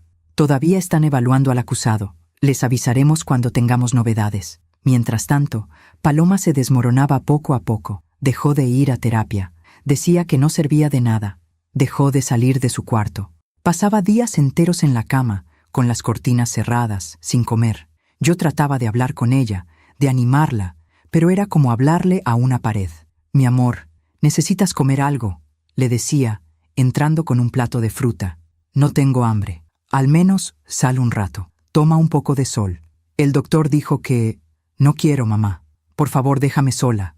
Y yo la dejaba, porque no sabía qué más hacer. La doctora Ríos me llamaba cada semana para preguntar por ella. Señora Barroso, Paloma ha faltado a sus últimas 4 sesiones. Estoy muy preocupada. Lo sé, yo también estoy preocupada, pero no sé cómo ayudarla. No me escucha. Está cayendo en una depresión severa. Si no recibe tratamiento pronto, podría ponerse en peligro a sí misma. Necesita volver a terapia y probablemente necesita medicación. Voy a intentar convencerla. Pero cuando le mencionaba la terapia, Paloma explotaba. ¿Para qué, mamá? ¿Para qué voy a ir a terapia si él va a quedar libre de todas formas? ¿Para qué voy a hablar de mis sentimientos si nada de lo que diga va a cambiar el hecho de que el sistema me falló? No sabemos si va a quedar libre. Sí lo sabemos. ¿Viste lo que pasó en la audiencia? ¿Viste cómo ese abogado me hizo ver como si yo tuviera la culpa? ¿Viste cómo el juez se tragó toda esa historia de la enfermedad mental? Es obvio lo que va a pasar. Paloma, no puedes pensar así. Tienes que... ¿Qué? ¿Tener fe? ¿Ser positiva? No puedo, mamá. No puedo fingir que todo va a estar bien cuando sé que no es cierto. Y entonces se encerraba en su cuarto otra vez. Yo me quedaba del otro lado de la puerta, escuchándola llorar, sintiendo que me estaba perdiendo, que estaba perdiendo a mi hija otra vez. solo que esta vez no era Tomás quien me la estaba quitando. Era el trauma, era el sistema, era la injusticia de todo esto. Una noche, alrededor de las 3 de la mañana, escuché un ruido en la cocina. Me levanté, bajé las escaleras. Paloma estaba ahí, sentada en el piso, rodeada de papeles. Eran documentos del caso, transcripciones de la audiencia, reportes médicos. Estaba leyéndolos, una y otra vez. «Paloma, ¿qué haces?» «Busco algo que se nos haya escapado, algo que podamos usar en el juicio, alguna inconsistencia en su historia, algo. Mi amor, son las 3 de la mañana. Necesitas dormir». No puedo dormir. Cada vez que cierro los ojos lo veo. Lo veo en esa sala del juzgado, mirándome, sonriéndome, diciéndome que me va a esperar. Se le quebró la voz. ¿Sabes qué es lo peor, mamá? Que parte de mí todavía tiene miedo de que cumpla esa promesa. Parte de mí tiene miedo de que salga y venga a buscarme, y que esta vez no me deje con vida. Me senté en el piso a su lado. No va a pasar. No voy a dejar que pase. No puedes estar conmigo las 24 horas del día. No puedes protegerme de todo. Pero voy a intentarlo. Nos quedamos en silencio un rato. Mamá, ¿alguna vez te arrepientes de haberme encontrado? ¿Qué? Porque desde que me rescataste, tu vida también se volvió un infierno. Tienes que cuidarme. Tienes que lidiar con mis crisis. Tienes que ir a todas estas audiencias. Ya no tienes vida propia. Paloma Barroso, mírame. Ella levantó la vista. Nunca, jamás, ni por un segundo, me he arrepentido de haberte encontrado. Tú eres mi hija. Eres lo más importante en mi vida. Y prefiero 1000 veces estar viviendo este infierno contigo a estar cómoda en mi vida mientras tú sufres. No merezco una madre como tú. Claro que sí. Y algún día vas a creerlo. La ayudé a levantarse. La llevé de vuelta a su cuarto. Me quedé con ella hasta que se durmió. Pero yo no pude dormir. Me quedé despierta toda la noche, pensando en todo lo que había cambiado en estos meses. Pensando en la hija alegre que solía tener. Pensando en la mujer rota que ahora dormía en el cuarto de al lado. Preguntándome si algún día volvería a verla sonreír de verdad. El licenciado Mendoza nos citó en su oficina un martes por la tarde. «Tengo noticias», dijo cuando nos sentamos frente a su escritorio. «¿Buenas o malas?», pregunté. «Complicadas. Los resultados de la evaluación psiquiátrica están listos». Paloma se tensó a mi lado. «¿Y?» «Determinaron que Tomás es apto para ser juzgado. No encontraron evidencia de psicosis o de incapacidad mental que le impida comprender los cargos en su contra». Respiré aliviada. «Entonces el juicio sigue adelante». «Sí, pero hay algo más. La defensa presentó una moción para un acuerdo». «¿Un acuerdo?», preguntó Paloma. «¿Qué tipo de acuerdo?». «Tomás se declararía culpable de violencia familiar agravada y lesiones. A cambio, la Fiscalía retiraría los cargos de secuestro y tentativa de feminicidio. La sentencia sería de 5 años, con posibilidad de salir en 3 por buena conducta». Paloma se puso de pie de golpe. «¿3 años? Me tuvo encerrada como un animal durante 5 días y solo va a pasar 3 años en la cárcel». «Es una opción, Paloma. No es obligatorio aceptarla». «¿Y cuál es la alternativa?». «Ir a juicio, pelear por la sentencia completa, que podría ser de 15 a 25 años. Pero eso significa otro año de proceso legal. Significa más audiencias, más testimonios, más contrainterrogatorios como el que ya pasaste. Y también significa la posibilidad de que lo declaren inimputable y salga libre, ¿verdad?», dijo Paloma. El licenciado no respondió inmediatamente. «Es un riesgo, sí. Aunque ya lo declararon apto para juicio, la defensa puede volver a argumentar trastorno mental durante el proceso. Y si convencen al jurado, podría quedar libre», terminó Paloma. «Es posible». Paloma se dejó caer en la silla. «No puedo hacer esto otro año más, mamá. No puedo pasar otro año yendo a audiencias, reviviendo todo esto, viendo su cara. Lo sé, mi amor, pero 3 años no es nada. En 3 años podría salir». Y entonces no terminó la frase. No hacía falta. Todos sabíamos lo que vendría después. «¿Qué recomiendas tú?», le pregunté al licenciado. Él suspiró. «Honestamente, es una decisión difícil. Por un lado, 3 años es muy poco para lo que hizo. Por otro lado, es una sentencia garantizada. Si van a juicio, podrían obtener más años, pero también podrían perderlo todo. ¿Cuánto tiempo tenemos para decidir?». «1 semana». Salimos de la oficina en silencio. En el coche, Paloma habló. «No sé qué hacer, mamá. Lo sé. Parte de mí quiere pelear, quiere que pague con la sentencia completa, quiere que todos sepan exactamente lo que me hizo. ¿Y la otra parte? La otra parte solo quiere que esto termine, quiere poder seguir adelante con mi vida, quiere dejar de vivir en este limbo constante. Las dos opciones son válidas. ¿Tú qué harías? Me quedé callada un momento pensando. Yo quiero que pague por todo, quiero que se pudra en la cárcel, pero no soy quien tiene que revivir el trauma en cada audiencia. No soy quien tiene que mirarlo a los ojos. Tú sí. Y si tú me dices que necesitas que esto termine, entonces aceptamos el acuerdo y seguimos adelante. Paloma se quedó mirando por la ventana. Necesito pensarlo. Durante los siguientes días, Paloma estuvo más callada que nunca. Apenas comía, apenas dormía, solo pensaba. Yo respetaba su espacio, pero estaba aterrada de lo que pudiera decidir. El viernes por la noche, 4 días antes de que venciera el plazo para responder, Paloma entró a mi cuarto. Ya decidí, dijo. ¿Sí? Voy a aceptar el acuerdo. ¿Estás segura? No, pero necesito que esto termine. Necesito poder respirar otra vez. Necesito dejar de sentir que mi vida está en pausa esperando un veredicto. La abracé. Está bien, vamos a llamar al licenciado mañana. Pero con una condición, añadió. ¿Cuál? Quiero leer una declaración de impacto en la audiencia de sentencia. Quiero decirle, frente a frente, lo que me hizo. No para él, sino para mí, para poder cerrar este capítulo. Por supuesto, vamos a hacerlo. Al día siguiente llamamos al licenciado Mendoza. Aceptamos el acuerdo, le dije. Pero Paloma quiere leer una declaración de impacto. Por supuesto, es su derecho. La audiencia de sentencia está programada para dentro de 2 semanas. Esas 2 semanas pasaron en un parpadeo. Paloma pasó esos días escribiendo su declaración. La escribía, la borraba, la volvía a escribir. Necesito que cada palabra cuente, me decía. Necesito decirle exactamente lo que me quitó. La noche antes de la audiencia, me leyó lo que había escrito. Lloré todo el tiempo. Era desgarrador, era hermoso, era verdad pura. Es perfecto, le dije. Tengo miedo de no poder leerlo sin quebrarse. No importa si te quiebras. Lo importante es que lo digas. La mañana de la audiencia de sentencia amaneció con un cielo despejado. Paloma se levantó temprano, se duchó, se puso un vestido negro simple, se maquilló con cuidado, pero no pudo ocultar las ojeras de 3 meses sin dormir bien. Llegamos al juzgado 1 hora antes. El licenciado Mendoza nos esperaba. ¿Lista?, le preguntó a Paloma.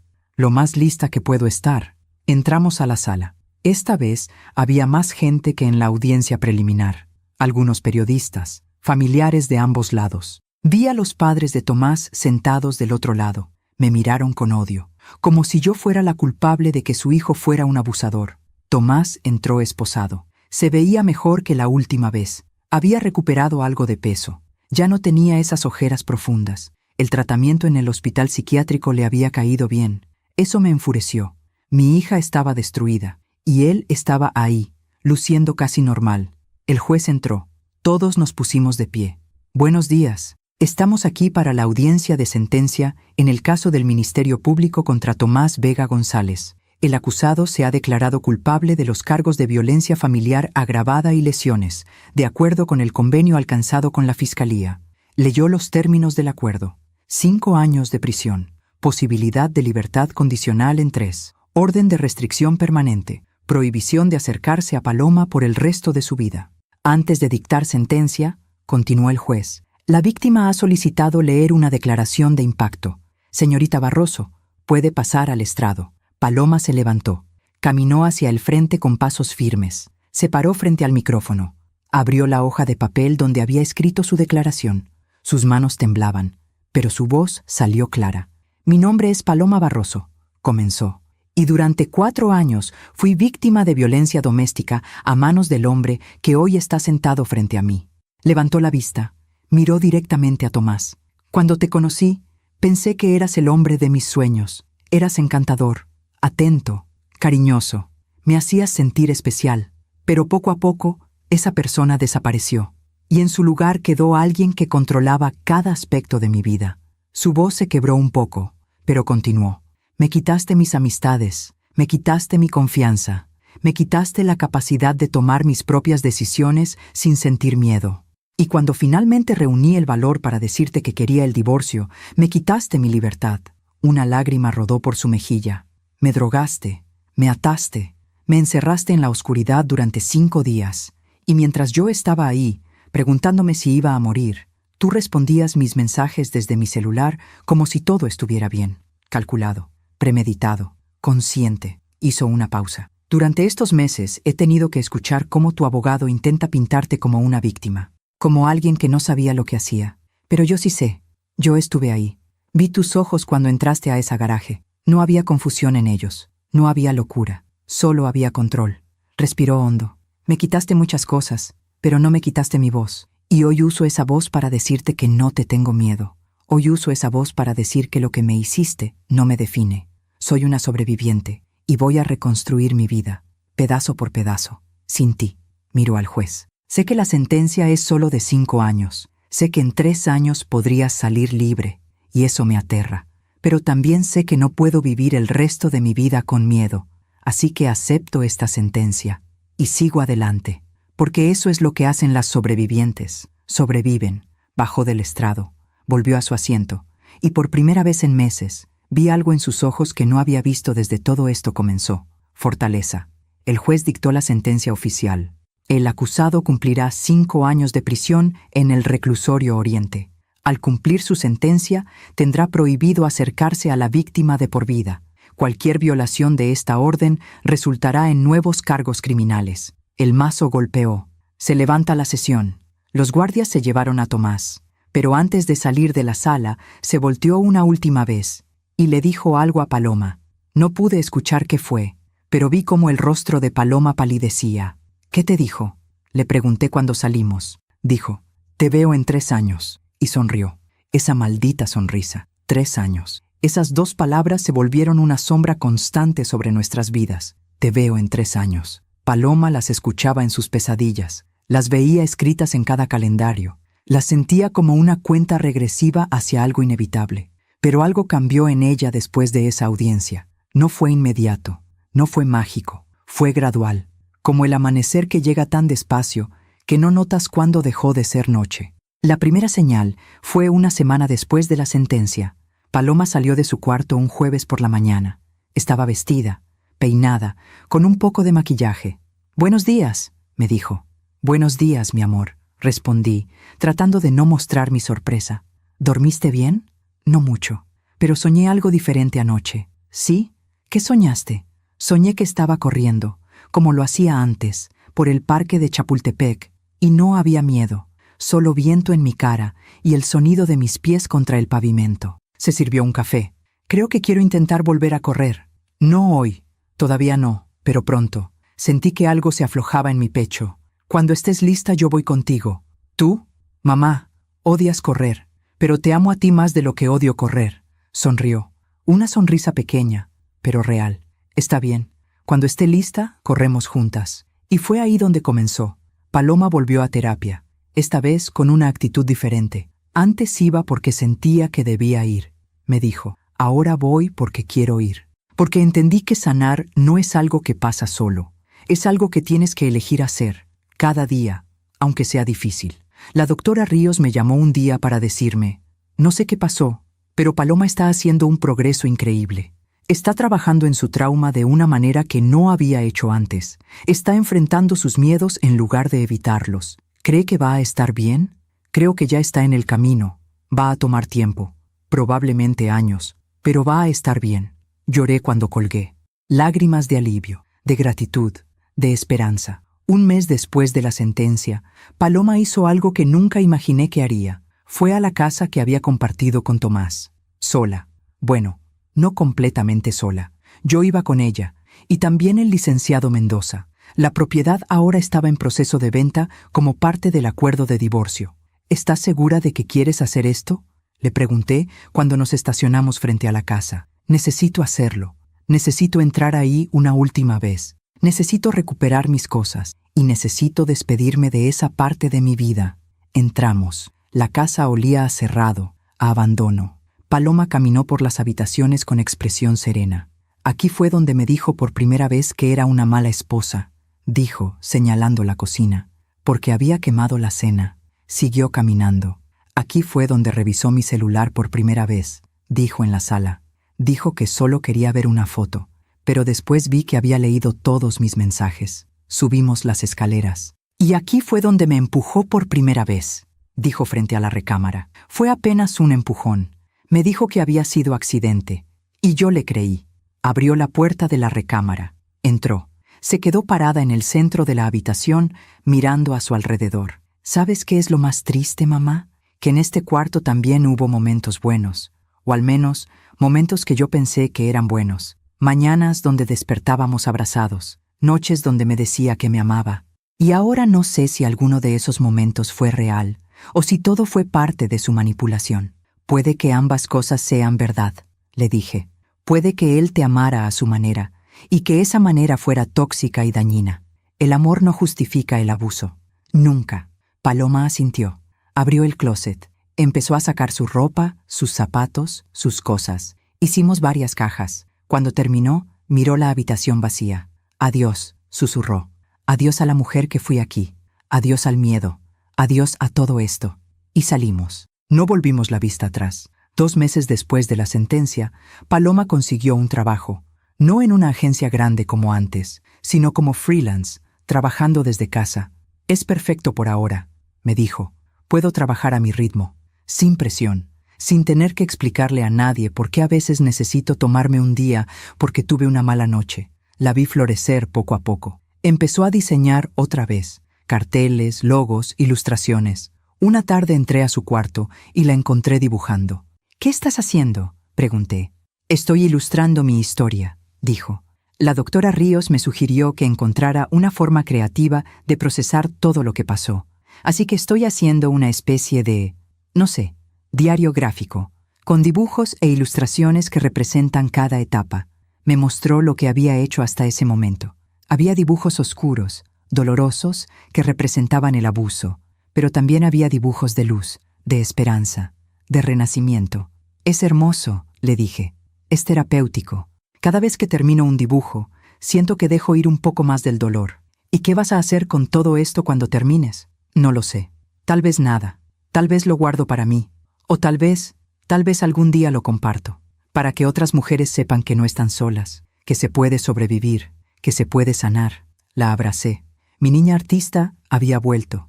El cambio más grande llegó 6 meses después de la sentencia. Un domingo por la mañana, Paloma bajó a la cocina donde yo estaba preparando el desayuno. Mamá, necesito decirte algo. Dime. He estado pensando mucho sobre todo lo que pasó. Sobre el juicio, sobre la sentencia, sobre todo. ¿Sí? Y me di cuenta de algo. Pasé tanto tiempo enojada porque solo le dieron 5 años. Tanto tiempo con miedo porque en 3 años va a salir. Tanto tiempo pensando en él, en lo que me hizo, en la injusticia de todo esto. Hizo una pausa. Pero ¿sabes qué? Él no merece ocupar tanto espacio en mi cabeza. No merece que cada decisión que tomo esté dictada por el miedo a lo que podría pasar cuando salga. No merece tener tanto poder sobre mi vida. Tienes razón. Así que decidí algo. Voy a vivir mi vida. Voy a reconstruirla. Voy a perseguir mis sueños. Y cuando esos 3 años pasen, voy a estar tan lejos, tan fuerte, tan rodeada de gente que me ama, que no importará que él esté libre, porque yo voy a ser libre también. De verdad libre. Me limpié las lágrimas que empezaban a caer. Estoy tan orgullosa de ti. Y hay algo más que quiero hacer. ¿Qué? Quiero hablar públicamente sobre lo que me pasó. No ahora. Todavía no estoy lista. Pero algún día, quiero que mi historia ayude a otras mujeres a reconocer las señales, a salir antes de que sea demasiado tarde, a saber que hay vida después del abuso. ¿Estás segura? Eso significa exponerte. Significa que todo el mundo va a conocer tu historia. Lo sé, y me da miedo. Pero también sé que si mi dolor puede prevenir que otra mujer pase por lo mismo, entonces vale la pena. La abracé tan fuerte que probablemente le corté la respiración. Vamos a hacerlo juntas. Cuando estés lista, yo voy a estar a tu lado. Lo sé, mamá. Siempre lo has estado. Ese día, después del desayuno, hicimos algo que no habíamos hecho en meses. Fuimos a correr. Bueno, Paloma corrió. Yo caminé rápido tratando de seguirle el ritmo. Llegamos al parque de Chapultepec. El sol brillaba entre los árboles. Había familias paseando, niños jugando, parejas tomadas de la mano. Vida normal, vida hermosa. ¿Lista? me preguntó Paloma. Lista. Y empezó a correr. La vi alejarse por el camino, su pelo moviéndose con el viento, sus piernas fuertes llevándola cada vez más lejos. Y en ese momento entendí algo. Ella iba a estar bien. Tal vez no hoy, tal vez no mañana, pero iba a estar bien. 8 meses después de la sentencia, pasó algo inesperado. El licenciado Mendoza nos llamó un martes por la tarde. «Tengo noticias sobre Tomás», dijo. Mi corazón se aceleró. «¿Qué pasó?» «Está siendo investigado por conducta inapropiada dentro del reclusorio. Al parecer ha tenido varios incidentes con otros internos. Amenazas, comportamiento agresivo, violación de las reglas de la prisión. ¿Y eso qué significa?» Significa que es poco probable que le concedan la libertad condicional en 3 años. Su comportamiento está documentado. Cada incidente suma tiempo. Cada violación de reglas reduce sus posibilidades de salir temprano. ¿Estás diciendo que va a cumplir los 5 años completos? Es muy probable. Y si sigue con ese comportamiento, podrían añadirle tiempo adicional. Cuando colgué, le conté a Paloma. Esperaba que se alegrara, pero su reacción fue diferente. «Bien», dijo simplemente.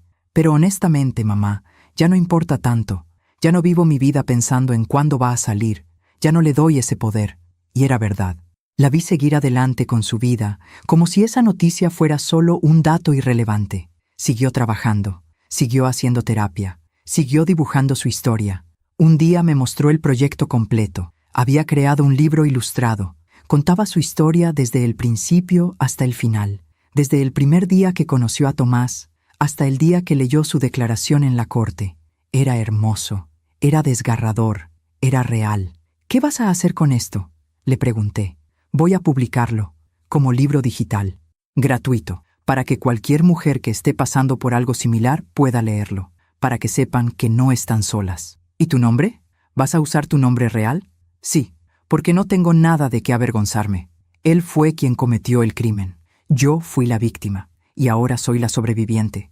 Y las sobrevivientes no se esconden». Publicó el libro un año después de la sentencia. Se volvió viral. Miles de mujeres lo leyeron. Cientos le escribieron mensajes. «Gracias por compartir tu historia».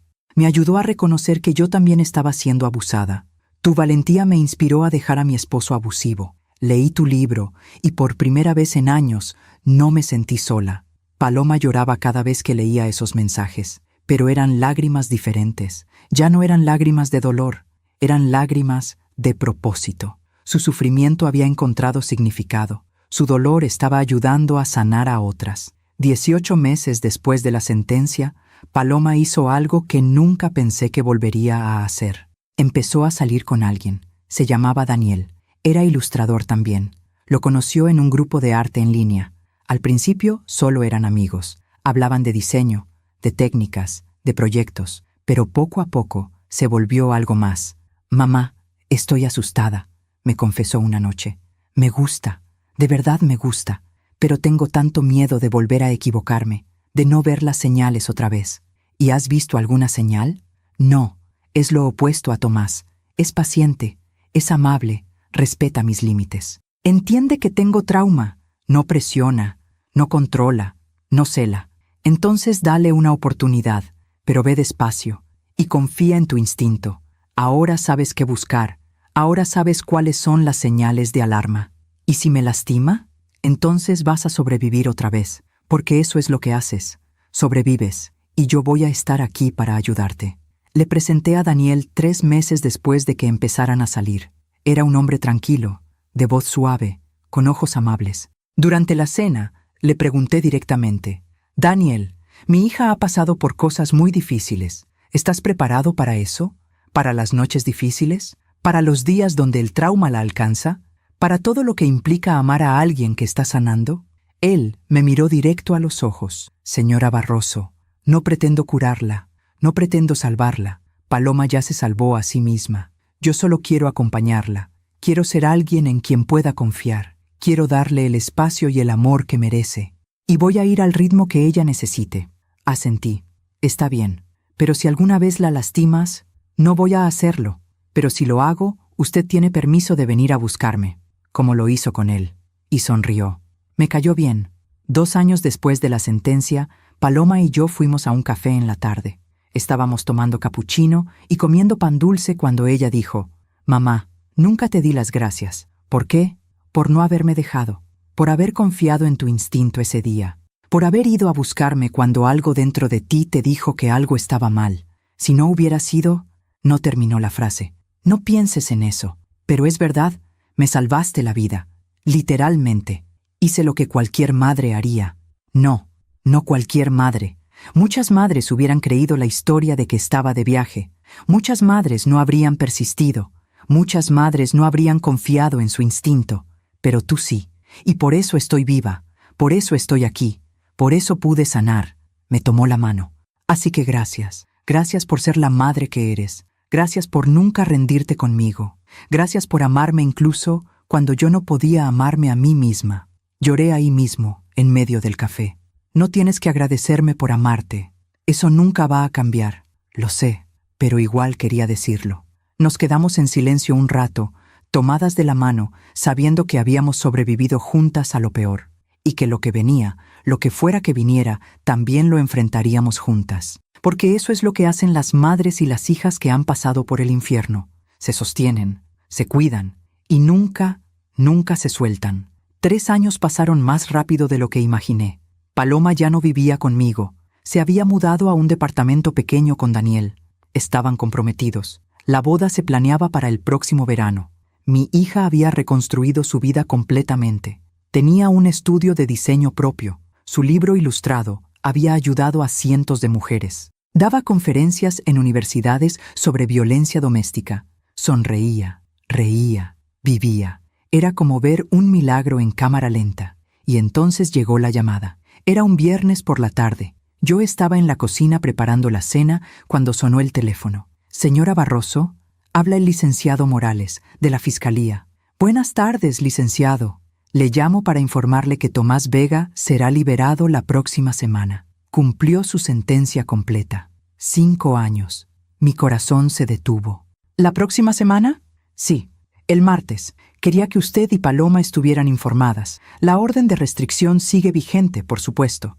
Él no puede acercarse a ella bajo ninguna circunstancia. Si lo hace, puede llamar a la policía inmediatamente. Entiendo. Gracias por avisar. Colgué y me quedé parada en la cocina, procesando. 5 años. Habían pasado 5 años desde ese día horrible en la garaje. Y ahora él iba a salir libre. Llamé a Paloma. «Hola, mamá. ¿Todo bien?» «Mi amor, necesito decirte algo. Tomás sale la próxima semana». Hubo un silencio largo del otro lado.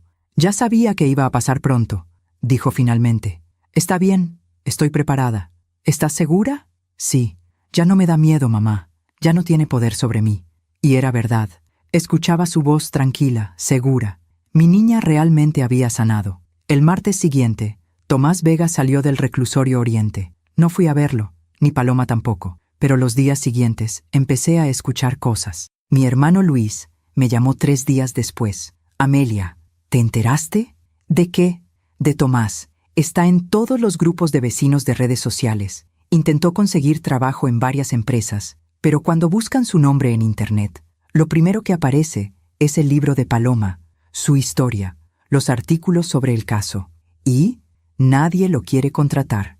Dicen que es un riesgo, que no pueden tener a alguien con ese historial trabajando con ellos». Me quedé callada, procesando esa información. «También intentó rentar un departamento», continuó Luis, «pero los caseros se niegan. Dicen que no quieren problemas en sus edificios». «¿Cómo sabes todo esto?» «Porque su mamá anda diciéndolo por todo el vecindario. Dice que Paloma lo está destruyendo, que su hijo ya pagó su condena y que no es justo que siga siendo castigado». «Él se destruyó solo», dije. «Paloma solo contó la verdad». «Lo sé. Solo quería que supieras». Una semana después, me encontré con la doctora Hernández en el supermercado. «Señora Barroso, qué gusto verla. ¿Cómo está Paloma?» «Muy bien. Feliz. Comprometida». «Me alegra tanto escucharlo. Y disculpe la pregunta, pero ¿se enteró de lo de Tomás?» «¿Qué de Tomás?» «Vino al hospital la semana pasada. Quería que lo atendieran en urgencias. Decía que tenía dolores en el pecho. Lo revisamos y físicamente estaba bien. Era ansiedad. Le recomendamos terapia psicológica. ¿Y fue? No. Dijo que no podía pagar un psicólogo, que no tenía trabajo ni dinero. Se veía mal, señora Barroso. Muy mal, demacrado. sucio, con esa mirada vacía. No sentí pena por él, solo sentí que el universo estaba haciendo su trabajo. 2 meses después de su liberación, Paloma recibió un mensaje extraño en redes sociales. Me llamó esa noche. Mamá, necesito contarte algo. ¿Qué pasó? Una mujer me escribió. Se llama Andrea. Dice que es la nueva novia de Tomás. ¿Qué? Sí, me escribió porque leyó mi libro. Y dice que Tomás le ha estado diciendo que yo inventé todo, que yo exageré, que él nunca me lastimó realmente, que todo fue una malinterpretación. ¿Y ella le cree? Al principio sí, pero después empezó a notar cosas, celos constantes, llamadas todo el tiempo preguntando dónde está, revisión de su celular, y ahora está asustada. Me pregunta si de verdad hice todo eso, si de verdad es peligroso. ¿Qué le vas a responder? Ya le respondí. Le dije la verdad, que sí, que todo lo que escribí en mi libro es real, que él es peligroso, y que si ella está viendo esas señales, necesita salir de esa relación ahora, antes de que sea demasiado tarde. Hiciste bien. Ella me respondió hace una hora.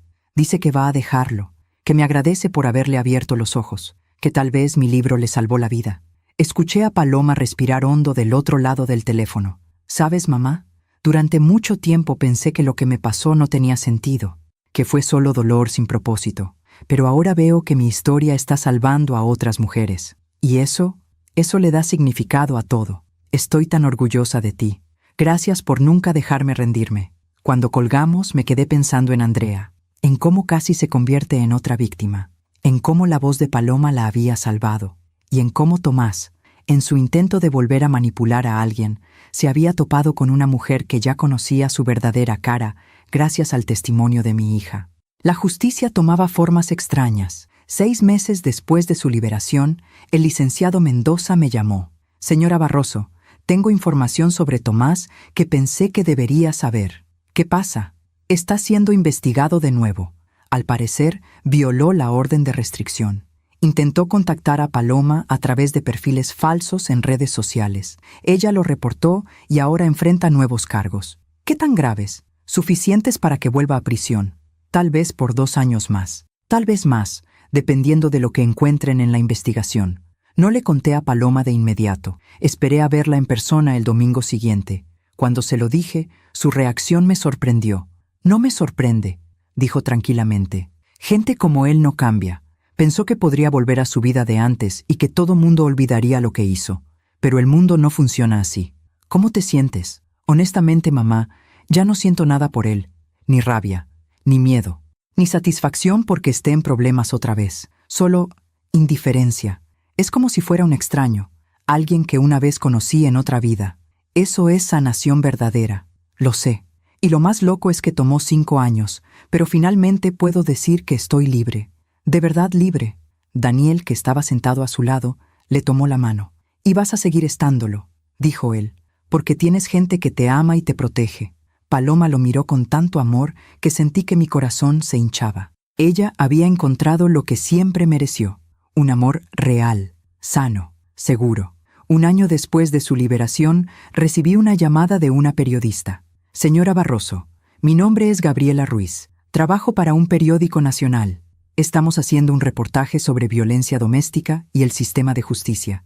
¿Estarían usted y su hija dispuestas a dar una entrevista? Le pregunté a Paloma.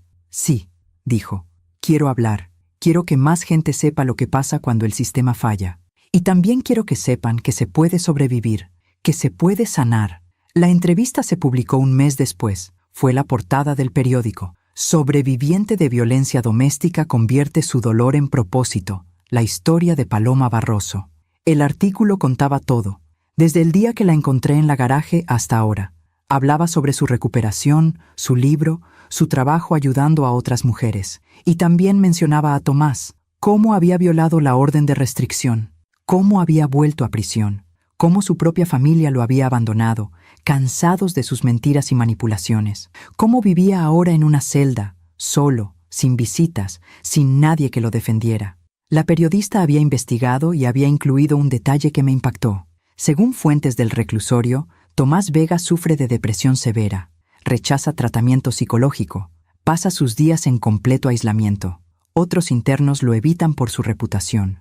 Los guardias dicen que es una sombra del hombre que era antes. Leí ese párrafo varias veces. No sentí pena por él, pero sí sentí algo parecido a cierre.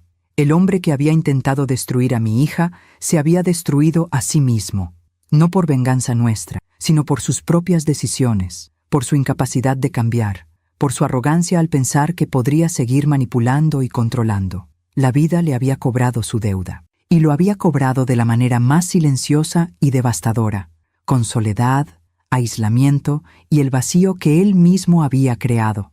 La boda de Paloma fue en junio, una ceremonia pequeña, íntima, en un jardín lleno de flores. Cuando caminó hacia el altar, con su vestido blanco y una sonrisa radiante, lloré.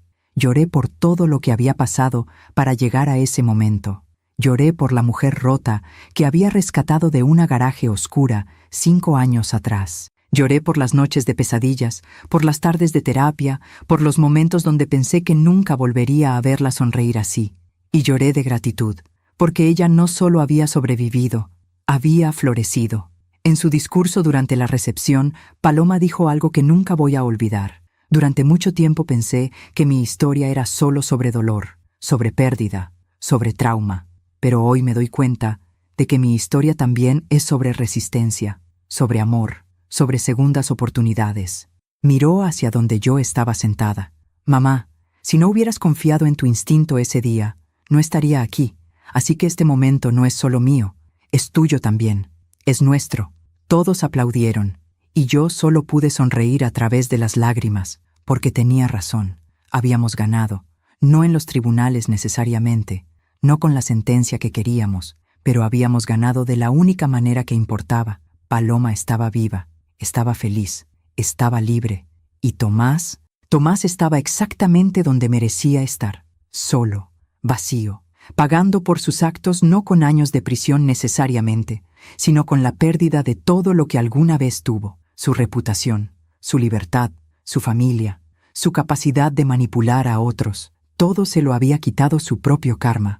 Y nosotras seguíamos adelante, más fuertes, más sabias, más unidas que nunca. Hoy, sentada en mi sala con una taza de café, mirando las fotos de la boda de Paloma en la pared, puedo decir que entiendo algo que antes no comprendía. La justicia no siempre llega con sentencias largas o castigos severos. A veces la justicia llega de formas más silenciosas, más profundas. Tomás cumplió 5 años de prisión. Luego volvió por violar la orden de restricción. Pero su verdadero castigo no fueron esos años encerrado. Su verdadero castigo fue perderse a sí mismo. Fue vivir con la soledad que él mismo creó. Fue enfrentar el rechazo de cada persona que conocía su verdad. Fue verse en el espejo y no reconocerse. Mientras tanto, Paloma floreció. Se casó con un hombre bueno que la ama y la respeta. Su libro ayudó a cientos de mujeres a reconocer señales de abuso. Tiene un negocio próspero, amistades sanas, una vida llena de propósito. Hace 2 semanas me llamó para darme una noticia. Mamá, estoy embarazada. Lloré de felicidad. Mi Paloma va a ser madre. Y yo voy a ser abuela. ¿Tienes miedo?, le pregunté. Un poco, pero también tengo algo que no tenía antes, conciencia. Sé qué señales buscar, sé cómo proteger, sé que el amor verdadero no controla, no lastima, no destruye, y vas a ser una madre maravillosa. Aprendí de la mejor. Colgamos y me quedé pensando en todo el camino recorrido. Desde ese día horrible, cuando escuché ese gemido en la garaje, hasta hoy, cuando mi hija me dice que va a traer una nueva vida al mundo. Si hay algo que aprendí de todo esto, es que el instinto de madre nunca miente. Ese día que fui a casa de Paloma sin avisar, algo dentro de mí sabía que algo estaba mal. Pude haberme ido cuando Tomás me dijo que ella estaba de viaje. Pude haber creído su sonrisa perfecta y sus palabras convincentes, pero no lo hice. Confié en esa voz interior que gritaba que mi hija me necesitaba, y gracias a eso, ella está viva. También aprendí que sanar no es lineal. Hay días buenos y días malos. Hay momentos de fuerza y momentos de quebranto, pero cada paso cuenta. Cada día que eliges seguir adelante es una victoria. Paloma me enseñó eso. Me enseñó que la verdadera fortaleza no es no caer nunca, sino levantarse cada vez que caes. Y aprendí algo sobre la justicia. No siempre llega como la queremos, no siempre es rápida o satisfactoria, pero llega. Tomás no está en prisión para siempre, es cierto, pero está preso de otras maneras, preso de su soledad, preso de su culpa, preso de las consecuencias de sus propias decisiones, mientras Paloma vuela libre. Hace un mes, Paloma y yo fuimos a tomar café, como hacemos cada domingo. Mamá, si pudieras volver atrás y cambiar algo, ¿qué cambiarías? Pensé en eso. Hubiera deseado verte antes las señales, dije. Hubiera deseado no ser tan ingenua con él. Pero si hubieras intervenido antes, tal vez yo no habría aprendido lo que necesitaba aprender. ¿Qué quieres decir? Quiero decir que esta experiencia horrible me enseñó cosas sobre mí misma que no habría aprendido de otra manera. Me enseñó mi propia fuerza, me enseñó a reconocer el amor verdadero, me enseñó que puedo sobrevivir a cualquier cosa. Tomó mi mano. No digo que valió la pena el dolor, pero digo que encontré significado en él, y eso hace toda la diferencia. Ahora, cuando miro hacia atrás, veo todo el camino que recorrimos juntas, las noches de pesadillas, las mañanas de esperanza, los días difíciles en las cortes, los momentos de victoria pequeña, la mujer rota que rescaté, la mujer fuerte en la que se convirtió, y me doy cuenta de que esta historia no es solo sobre trauma y recuperación, es sobre amor, amor de madre que nunca se rinde, amor propio que se reconstruye pedazo por pedazo, amor verdadero que llega cuando menos lo esperas. Si mi historia ayuda a una sola mujer a abrir los ojos, habrá valido la pena. Si una madre lee esto y decide confiar en su instinto cuando algo no se siente bien, entonces cada lágrima que derramamos tendrá sentido. Si una mujer atrapada en una relación abusiva reconoce las señales y encuentra el valor para salir, entonces todo este dolor se convierte en propósito, porque eso es lo que las mujeres hacemos. Transformamos nuestro dolor en sabiduría, transformamos nuestras heridas en lecciones, transformamos nuestra supervivencia en esperanza para otras. Paloma está bien ahora, más que bien, está floreciendo, y yo también, porque juntas aprendimos que el amor verdadero no lastima, que la fortaleza viene en muchas formas, que confiar en nuestro instinto puede salvarnos la vida, y que no importa cuán oscura sea la noche, siempre, siempre llega el amanecer. Gracias por escucharme hasta el final. Si esta historia tocó tu corazón, compártela con alguien que amas. A veces, una historia así puede cambiar todo un día, o una vida entera. Que Dios te bendiga. Y recuerda, si algo dentro de ti te dice que alguien que amas está en peligro, confía en ese instinto, porque el amor de madre, el amor verdadero, siempre sabe, siempre.